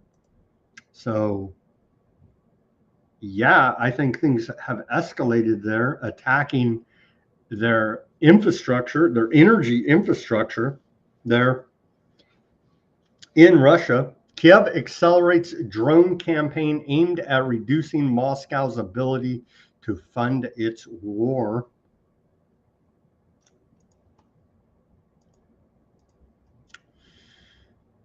Here is so did Putin kidnap a bunch of Ukrainian children? That's the claim.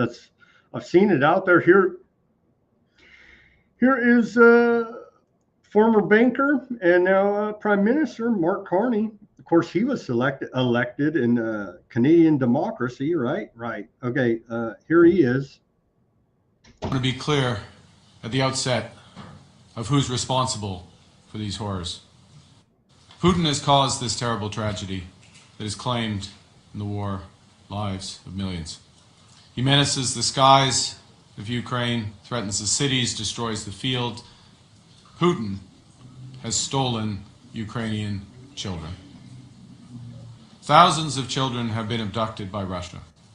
Russia has repeatedly targeted the most vulnerable groups of children, including orphans, children with disabilities, children from poor families. Russian soldiers have entered classrooms and forcibly rounded up children, taking them to Russian schools and orphanages.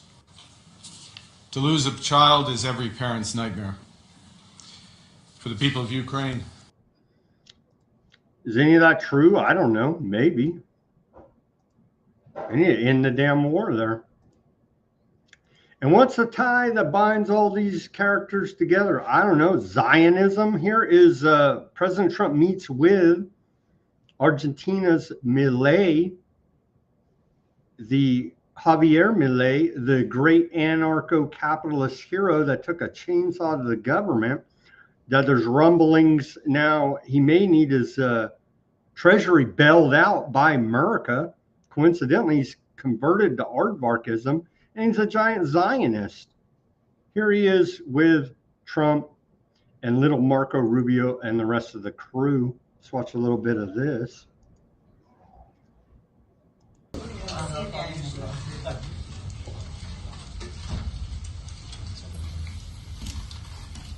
Well, thank you very much, everybody.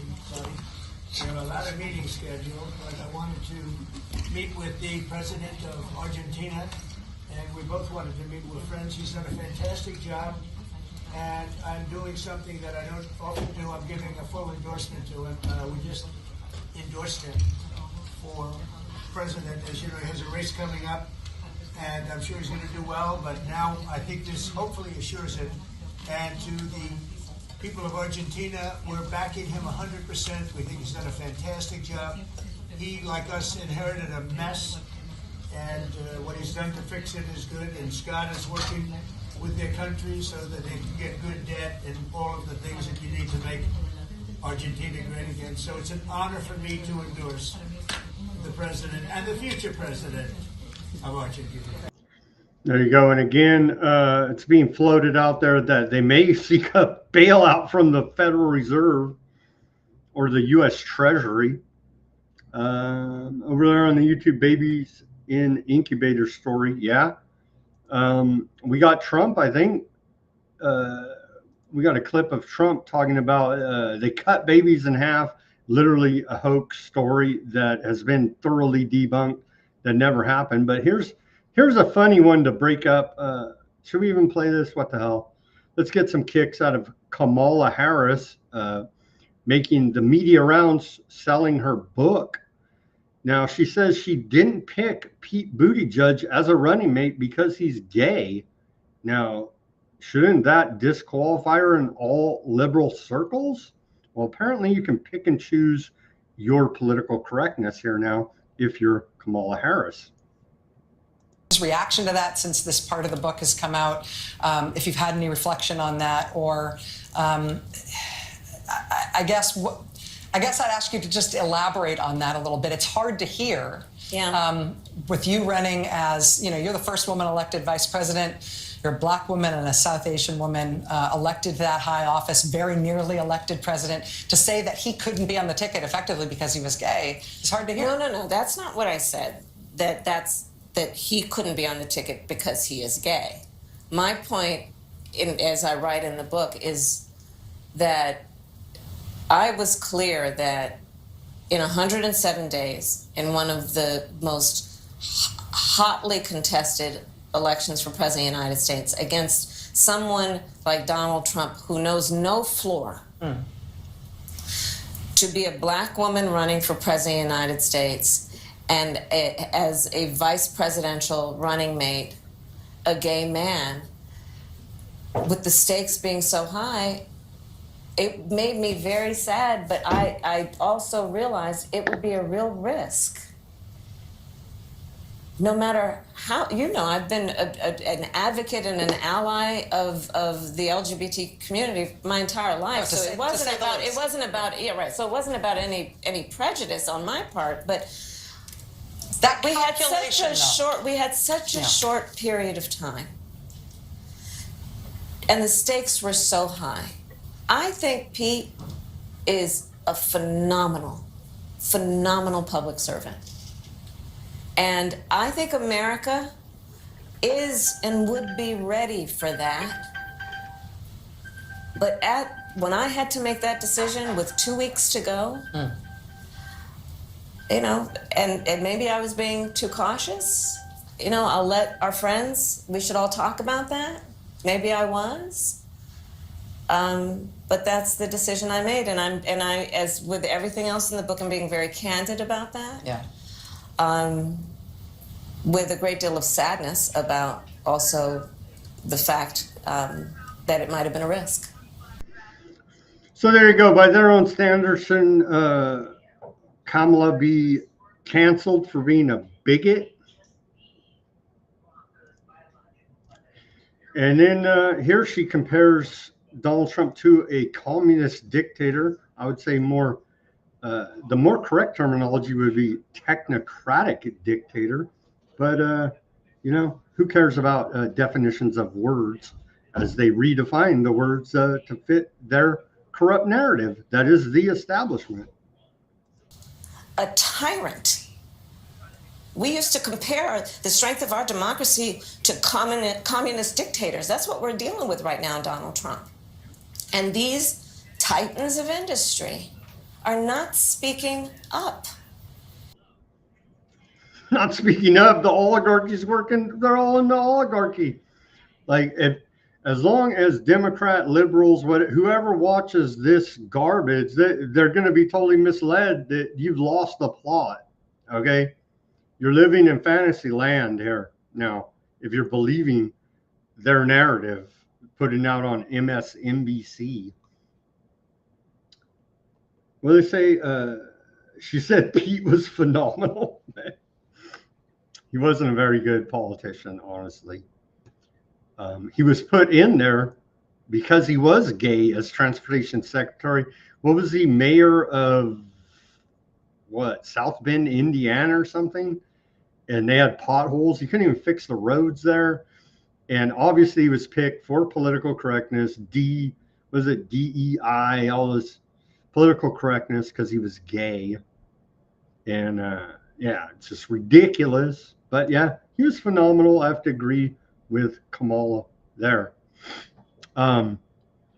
Here is Colombian President Petro. Is this in Spanish?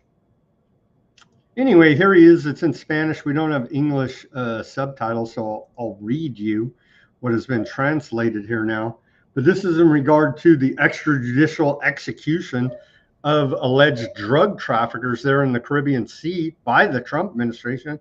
He says drug traffickers live in Miami, New York, Paris, Madrid, and Dubai. Many have blue eyes and blonde hair, and they don't live on the boats where the missiles fall. Drug traffickers live next to Trump's house in Miami. Indeed, that's true. And take a look at, I don't know, the CIA. Yeah. Trump on Gaza, meeting with Muslim countries. Again, this happened, it wrapped up right before we went on air. So I guess we'll have to get the results of this meeting with 32 Arab nations, not 33, 32. So we need one more degree.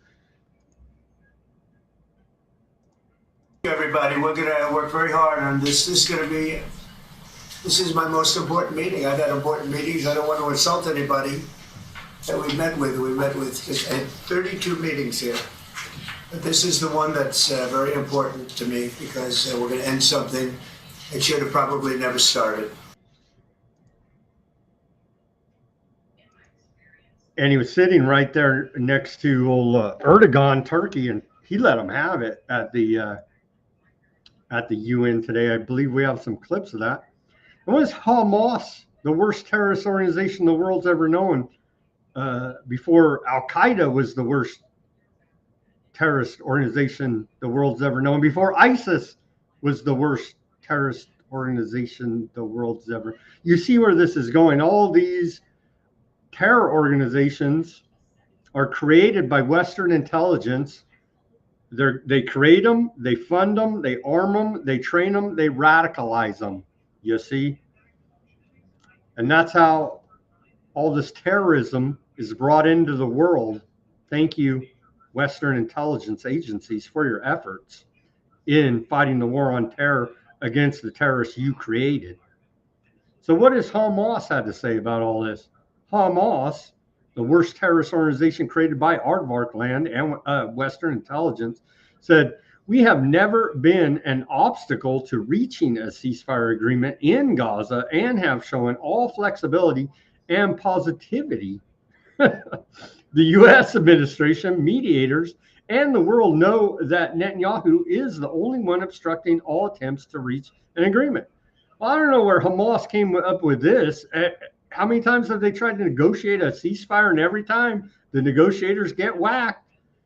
Friggin' Hamas did it, right? They whacked their own negotiators. That's what happened. That's the story. I'm sticking to it. Okay.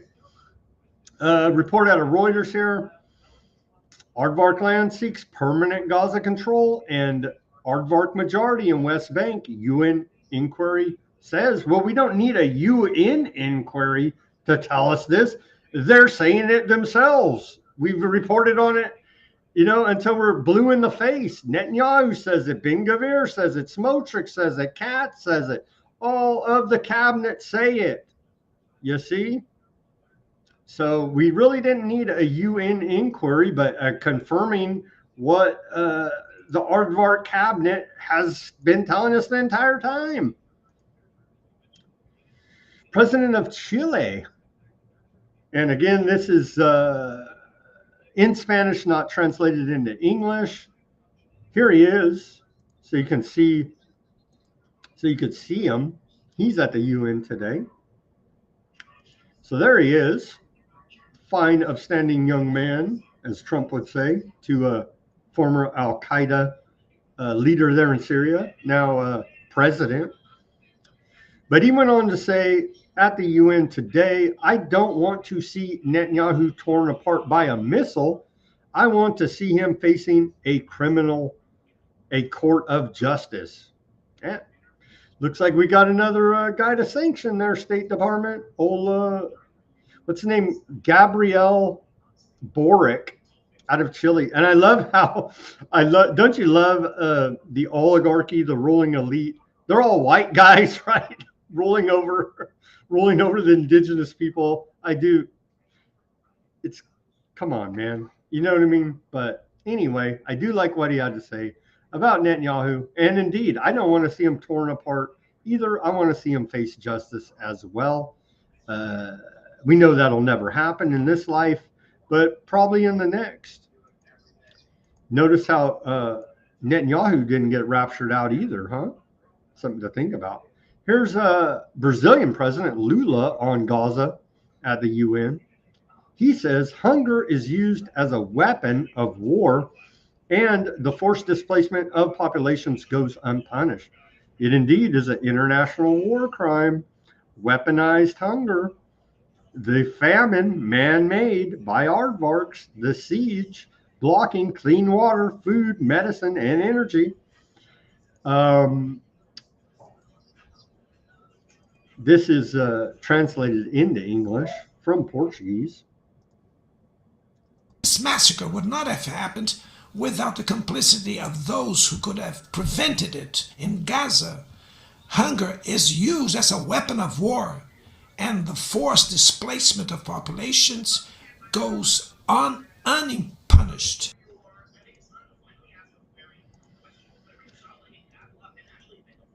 So they lined up to go off on him. Here is Erdogan, and again, he's crooked as they come. So he has good rhetoric against aardvark land, but backhandedly, like what, 2 years ago or something, I can't even remember. He's like, we're cutting them off. We're sanctioning them. We're not doing trade with them anymore. And still he was doing trade with them. You know what I mean? So good rhetoric, bad action. This madness disturbs conscientious Jews. It fuels anti-Semitism around the world. We cannot continue with this. He's not wrong. The action of aardvark land, the genocide they're committing, is fueling anti-Semitic behavior all around the world and causing the noticing to intensify. That should be more than obvious. You're committing genocide and posting all over social media your war crimes, then yeah, people are not going to like that too much. You know what I mean? It's like, don't be an anti-Semitic hater though. More from him. He says the aardvark government, driven by an obsession with the promised lands, is openly threatening regional peace and the shared values of humanity. Not wrong. It's not wrong there. Aardvark land is not limiting itself to Gaza and the West Bank by launching Syria, Yemen, Iran, and Lebanon. Aardvark land is also threatening regional peace.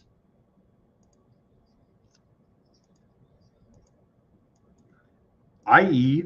real estate redevelopment plan, i.e. Greater Aardvark Land Project. And they say it themselves. Old Bibi Netanyahu has said it himself. Israel is not limiting itself to Gaza and the West Bank only. By launching attacks from Syria, Iran, Yemen, and Lebanon, Israel is also threatening regional peace. Right there, they want all of this, right? All of this area. They want some of Jordan, and they want some of Egypt too. They want some of Syria. All right here, right? Lebanon, you can barely even see Lebanon. All right there, they want all that. Okay. I think that's well established now. For a while, they're saying, oh, you're just a crazy anti-Semitic conspiracy. And it's like, no, here's Netanyahu saying it. And they're, what? There is no war in Gaza. What I've been saying for a long time here. We cannot talk about the presence of two sides in Gaza. One side is a modern army with the most lethal weapons, and the other side is innocent civilians and innocent children. This is not a fight against terrorism. This is an occupation, deportation, exile, genocide, and mass destruction. And he brought photos too, as remember Netanyahu with that photo of the cartoon bomb, and he's like, this is Iran. They're gonna have the bomb in 2 weeks for like the last 30 years. Remember all that? Anyway, Erdogan brought some props of the horrific images of the genocide there in Gaza. Let me state this openly from this podium. There is no war in Gaza. We cannot possibly talk about the presence of two sides in Gaza. Because in Gaza, on one side, there is a regular army with the most modern, most lethal weapons, and on the other hand, there are innocent civilians, innocent children. This is not fight against terrorism. This is an occupation, deportation, exile, genocide, and life destruction, mass destruction policy carried out. He should have said ethnic cleansing. If you go look up all the international definitions of these words issued by the United Nations, I don't say them lightly. I'm using their terminology. You know what I mean? Not just saying this stuff. Anyway, continuing more from him, that translation's annoying though, right? So I'll just read to you here. You get the picture. Erdogan also went on to say genocide, like the Holocaust, is a shameful concept that refers to the mass extermination of people, and it's a barbaric concept. Today, not only people, but also animals are being killed in Gaza too. We see them blowing up donkeys, goats all the time because that's a food source and so on. But yeah. He also went on to say, and hey, shout out to him for this. So far, Aardvarkland has deliberately killed 250 journalists working in national and international media in Gaza. Good job, Erdogan, for pointing that out. Reuters and the AP, it only took, 2 years for them to stand up for their own journalists. And it looks like maybe Reuters in this last, 2 ago, because they come in, they kill like 4, 5, 6 at a time. It looked like Reuters maybe set up their own journalists to be killed by the IDF. You know what I mean? Anyhow, good on him for pointing that out. They have closed all entrances into Gaza, but have still not been able to cover up the genocide. For the longest time, they were posting their war crimes themselves on the interwebs. You know what I mean? That was a majority of the evidence in the International Criminal Court indictments, for crying out loud. But back to U.S. propaganda and Mike Huckabee, what a despicable character this guy is. And Old Information Liberation said they were the only ones to point this out. And again, everybody go follow this Information Liberation. Very good reporting coming out of there.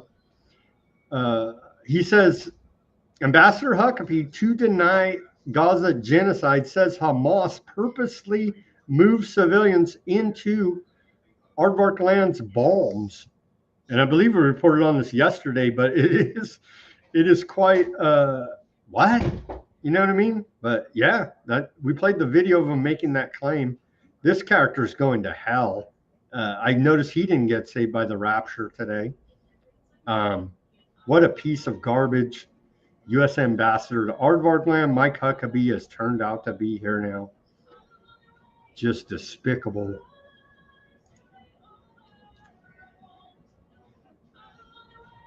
Dim Zios is aching for infamy. Yeah. Legacy media is such an aardvark labra.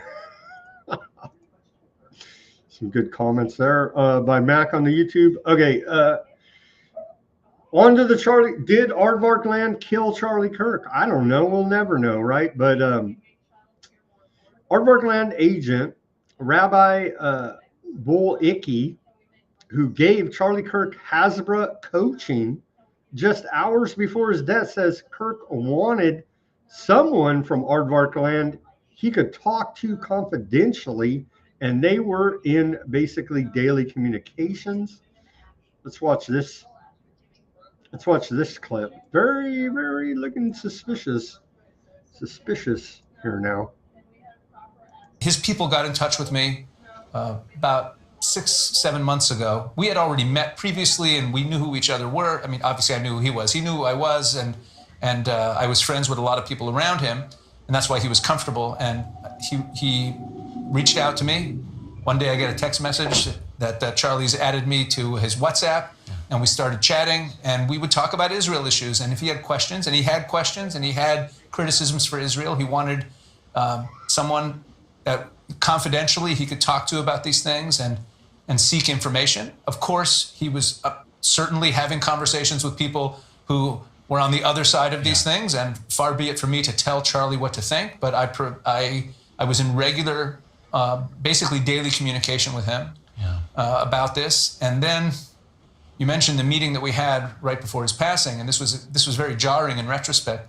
So Charlie, when he would go out to these campus tours, we've all seen the clips, the viral clips of him debating students, and that's what people know. But unless you've been to the full events or multiple full events, most people don't realize that a large percentage of the questions that Charlie would get on campuses were about Israel. And they were about Israel because our campuses have become hotbeds of anti-Israel hostility. And Charlie was known as someone who defended Israel, who was supportive of Israel, although, again, with his criticisms. And Charlie wanted to speak with me. And Josh Hammer was also on the call. There were other people. You know Josh. Yeah. There were a couple of us. It was a small meeting. And Charlie wanted to meet with us to go over the issues that he anticipated he would be asked about Israel, and hear what our thoughts were. Again, we weren't telling him what to say, and he wasn't necessarily accepting every argument we made. That's fine. You're just giving wise counsel. Charlie wanted to talk to people who are in the know, who understand the issues, and I'm based in Israel, so he knew that, and we knew each other. So that was what the conversation was about. I think we know. I think we know, buddy. Here's Andrew Colvett, Charlie Kirk's longtime friend and producer, has spoken out to clarify Charlie's position on Aardvark land. Colvett denied claims that Aardvark land ever offered Kirk $150 million, stressing instead that Kirk's frustration stemmed from the, quote, clampdown on free speech around criticizing Aardvark land. That's, how long is this? Let's watch a little bit of this. I don't know if we can do a whole 4 minutes, but let's watch a little bit of it. Couple things that's worth clarifying. And you asked me this earlier, so let me make sure I'd say it. Charlie's position on Israel was very clear. I like them more than I like Hamas. I just wish I was free to criticize Israel and not be labeled an anti-Semite, because I can criticize my own government and not be called anti-American. Right. But why do I have more freedom to do, that and not criticize, a foreign government? And he was really upset that there was this sort of clampdown on the freedom of expression, the freedom of ideas, free speech when it came to a foreign government. And I will say this, he felt like he had earned the right as a friend of the Jewish people over the years and all of the things that he had done. He felt, well, this is freaking America, and we're allowed to criticize whoever the hell we want. But again, there's consequences, right? That's why we have to speak in code. And we're not trying to be antiseptic. I say go out and hug your Aardvark neighbor. More of this insanity here. U.S.-born Aardvark spy Jonathan Pollard is running for the Knesset on the platform that Aardvark land should starve and, if necessary, nuke Gaza. This is consistent with Aardvark morality, he suggests. Pollard, despite being a traitor to America, was permitted to make Aliyah by Trump in 2020 and received a hero's welcome in Aardvark land. Let's take a listen to this character. I like, believe it or not, I like Israel Katz. I know him personally. I would consider him a friend. I was proud that just a day after on October 8th, he immediately said no water, no electricity, no food, no nothing until our hostages came out. And that was the correct policy to have at the time. But then Bibi broke weak and whittled it down to the point where we are now, I mean, it's hard for me to admit this, we are now feeding our enemy. I mean, this has never happened in history before, and you have to ask why. And I don't want to hear this business that it's consistent with Jewish morality. It isn't. Anybody saying that doesn't know anything about Jewish morality at all. Well, I think also our leaders have had their necks in a vice grip by other countries who... Okay, let me give you an example of that. I was criticized very heavily for opposing the ceasefire, the American imposed ceasefire in Lebanon on us. And I was told by certain people in the government, look, we didn't have choice because we were being threatened with a complete cutoff of arms. So I listened to this, and the individual telling me this said, you don't believe this, or what? I said, well, I believe that the Biden administration, as I called it, did threaten us. But I said, you're mistaken if you think there's never a choice. There was a choice. He said, well, what? Is it to have our weapons cut off? I said, no, let me bring you back to October 1973, during the Yom Kippur War, when Henry Kissinger instituted an arms embargo against us. He stopped the aerial resupply of our army at that point to extract diplomatic concessions from us. And what happened? What happened was an A4 Skyhawk was parked at Tel Nof Air Base with some interesting weapons under its wings. And we told the Americans, take your eye in the sky and take a good look at the airplane that's on that runway. And the next day, the airlift started. So the guy that I was talking... Which airlift? To Israel. Uh-huh. The arms air. So in other words, we threatened their... We threatened to use unconventional weapons. I'll leave it at that.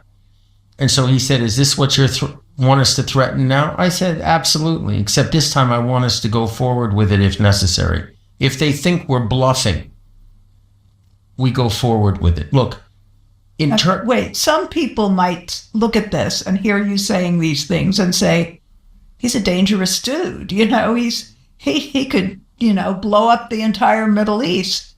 Well, I guess people really haven't been keeping their eyes open since October 7th because the whole Middle East has blown up. And as far as I'm concerned, when we are faced with an existential threat, we have the right to use any and all weapons in our disposal to eliminate that existential threat. Look, a lot of people don't know anything about, academically speaking, nuclear weapons at all. What they are, how they can be used responsibly. And I'm tired of using euphemisms. I'm tired of saying, well, we have something, in the basement, but we won't be the first to introduce nuclear weapons in the Middle East. It's enough already. It's going to responsibly use nuclear weapons in the Middle East. What the? Okay, dude. Where are we at here? Pushing 2 hours and 10 minutes. Let's get through. I wanted to get to this clip. And this is what we've been saying now, Weaponized News, for a long time. Ben Gvir, the lead provocateur here. Jordan's King says Aardvark lands hostile rhetoric calling for the targeting of the Al-Aqsa Mosque i.e., the third temple, to build Solomon's third temple, bring about, fulfill the, end times prophecy, and bring about the Aardvark Messiah. Allegedly, they believe. He says, calling for the targeting of the Alaska Mall, will incite a religious war that would reach far beyond the region. Yeah, you think? And Ben Gavir is over there constantly trying to friggin' provoke it. It has shown how little it respects the sovereignty of other countries, as we have seen in flagrant violations in Lebanon, Iran, Syria, Tunisia, and most recently, Qatar. And its hostile rhetoric calling for the targeting of Al-Aqsa Mosque will incite a religious war that would reach far beyond the region and lead to an all-out clash that no nation would be able to escape. It has shown. But isn't that what they want, believing in this end times, end of the world prophecy? I do believe it is. What else? Here's Trump again. Again, this has been debunked, babies and incubators, right? Here's Trump talking about they chopped the heads off of young children, talking about Hamas. We're talking about babies being sliced in half. That's a hoax. Another babies and incubators getting thrown out of incubators by Saddam Hussein.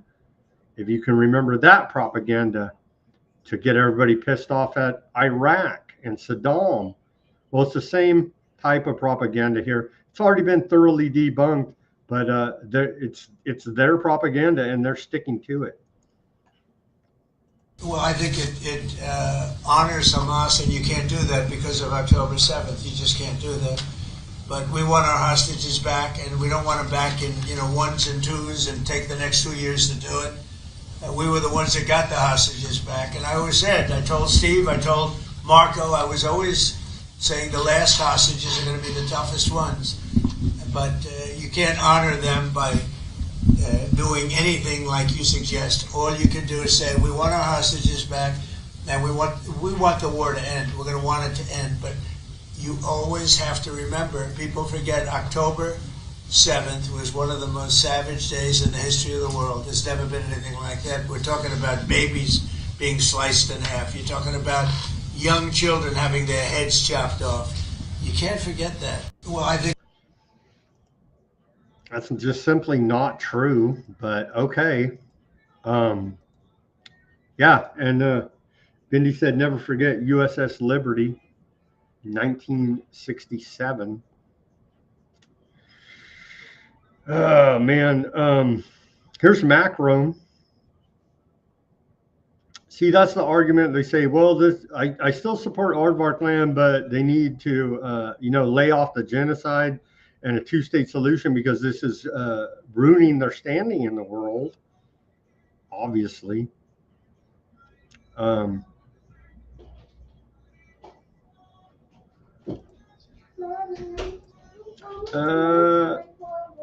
think we're going to wrap it up here. Let's see. I think that's about all we have. Oh, this last report about, on the ground there in Gaza, they're still genociding. They're now refurbishing vehicles, M113 tanks and other armored vehicles and and rigging them up with explosives and remote control devices to go ahead and send in as demolition crews, essentially, to blow up the remaining buildings there. Here's some video of it. Drone footage shows the impact from one of these notorious remotely controlled explosive suicide robots. And so they're taking old equipment, repurposing it as a remote controlled explosive device, essentially an armored vehicle. now with a bunch of bombs. Here's one of these explosions, and that's how they're going about, one of the ways they're going about, because as you can see, it's very densely built up right here, all these buildings, right, very dense, close together. And so they got to clear all of this out, and they're doing it.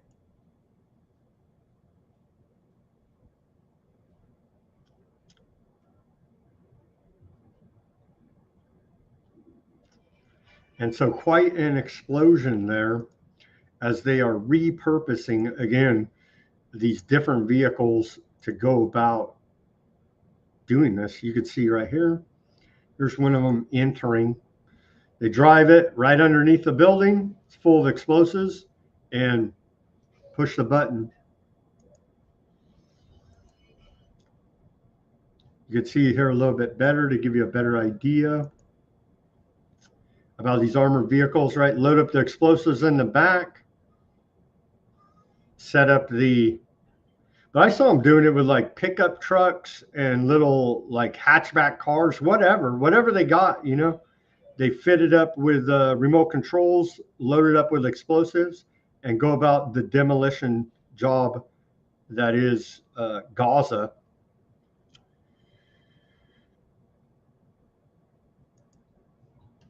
And with that, we're going to close up the show. That takes psychopathy to a new level. Well, every day they take it to a new level here now, it seems. Yeah. And with that, let's pray for peace and hope that this pressure from the UN and all these different countries can stop the genocide. I have my doubts because they're hell-bent, and religious fanatics in their own right. They're in Aardvark land, and we've gone over their whole, end of the world prophecy they believe they're fulfilling here now with the Netanyahu cabinet filled with these religious fanatics. It's quite literally insane and evil. And I'll leave it there. Let's go to the channels. And tomorrow we'll report on what was the outcome of Trump's meeting with the 32 Arab nations, looking for some type of ceasefire deal to stop the genocide. Over to the channels, let's go to Odysee first. And do we have anybody on Odysee? Will it even load for me? A few people. Let's see. Kerr, John, Wire. Thank you guys for tuning in. Flat Earth map. They all say it. Probably talking about the UN map of the world, right? The thumbnail of this for this show. I like world maps before May 14th, 1948, because there is no Aardvark land, Wire says. Well, it was, they'll tell you it's always been there, you know? Paid for with U.S. tax money, yeah. We all miss Barry. I know we need Barry back. I do get some emails and text messages from Barry now and again. Yeah, I wish he would come back.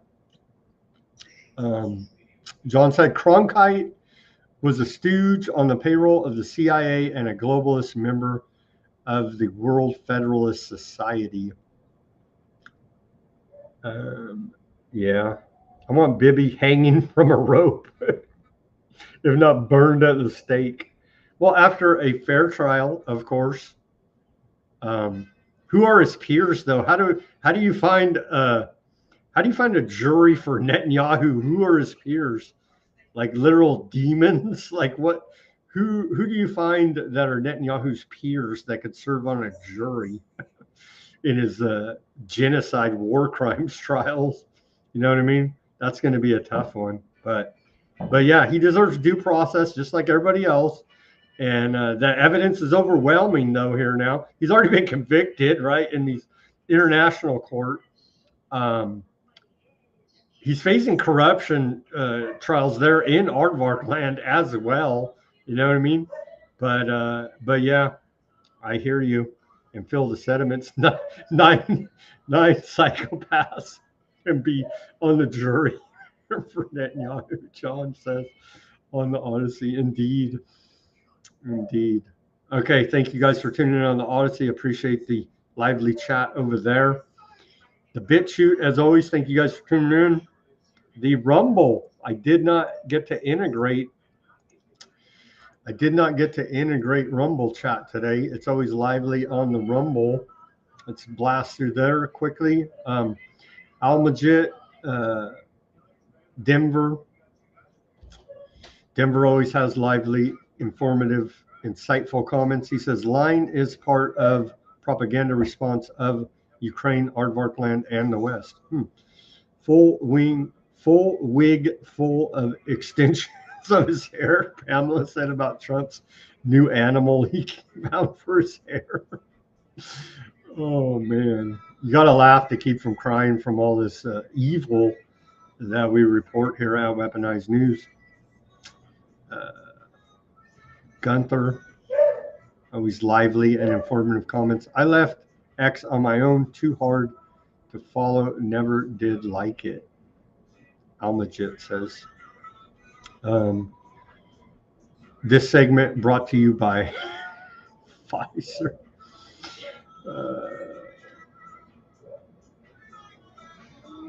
People forgot, but Aardvark land was Pfizer's primary data collection group. I remember Netanyahu has the syringe in his office in a on a plaque, like kind of trophy deal.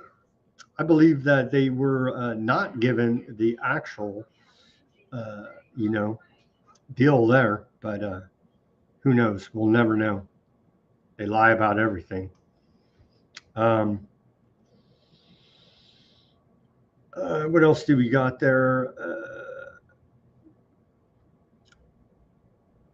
Another one saying Barry should come back. Damn it. Well, tell him. Come back, Barry. We miss you. Denver says it's got to restart from the beginning. Well, thank you, Denver. Yep.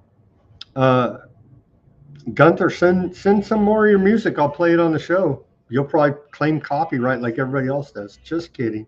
Send anything that's not copyrighted and we'll play it on the show here, as Gunther is a prolific musician. We have played one of his songs before. Thank you guys for tuning in on the Rumble. Appreciate it and keeping that chat lively. The YouTube chat was lively today. Thank you guys for tuning in on the YouTube. We tested the boundaries of YouTube censorship by saying COVID-19. God forbid, I know. Not giving medical advice, just saying it's pretty damn shady, to say the least. Thank you guys for tuning in on Kick, Facebook, Twitch, and X. And with that, everybody do your own research. Peace, love, and freedom. Speak out and take action. Have a great rest of your Tuesday evening. And we'll be back here on Wednesday for more weaponized news and to find out what was the result of these 32 Arab nations meeting with Trump about some type of peace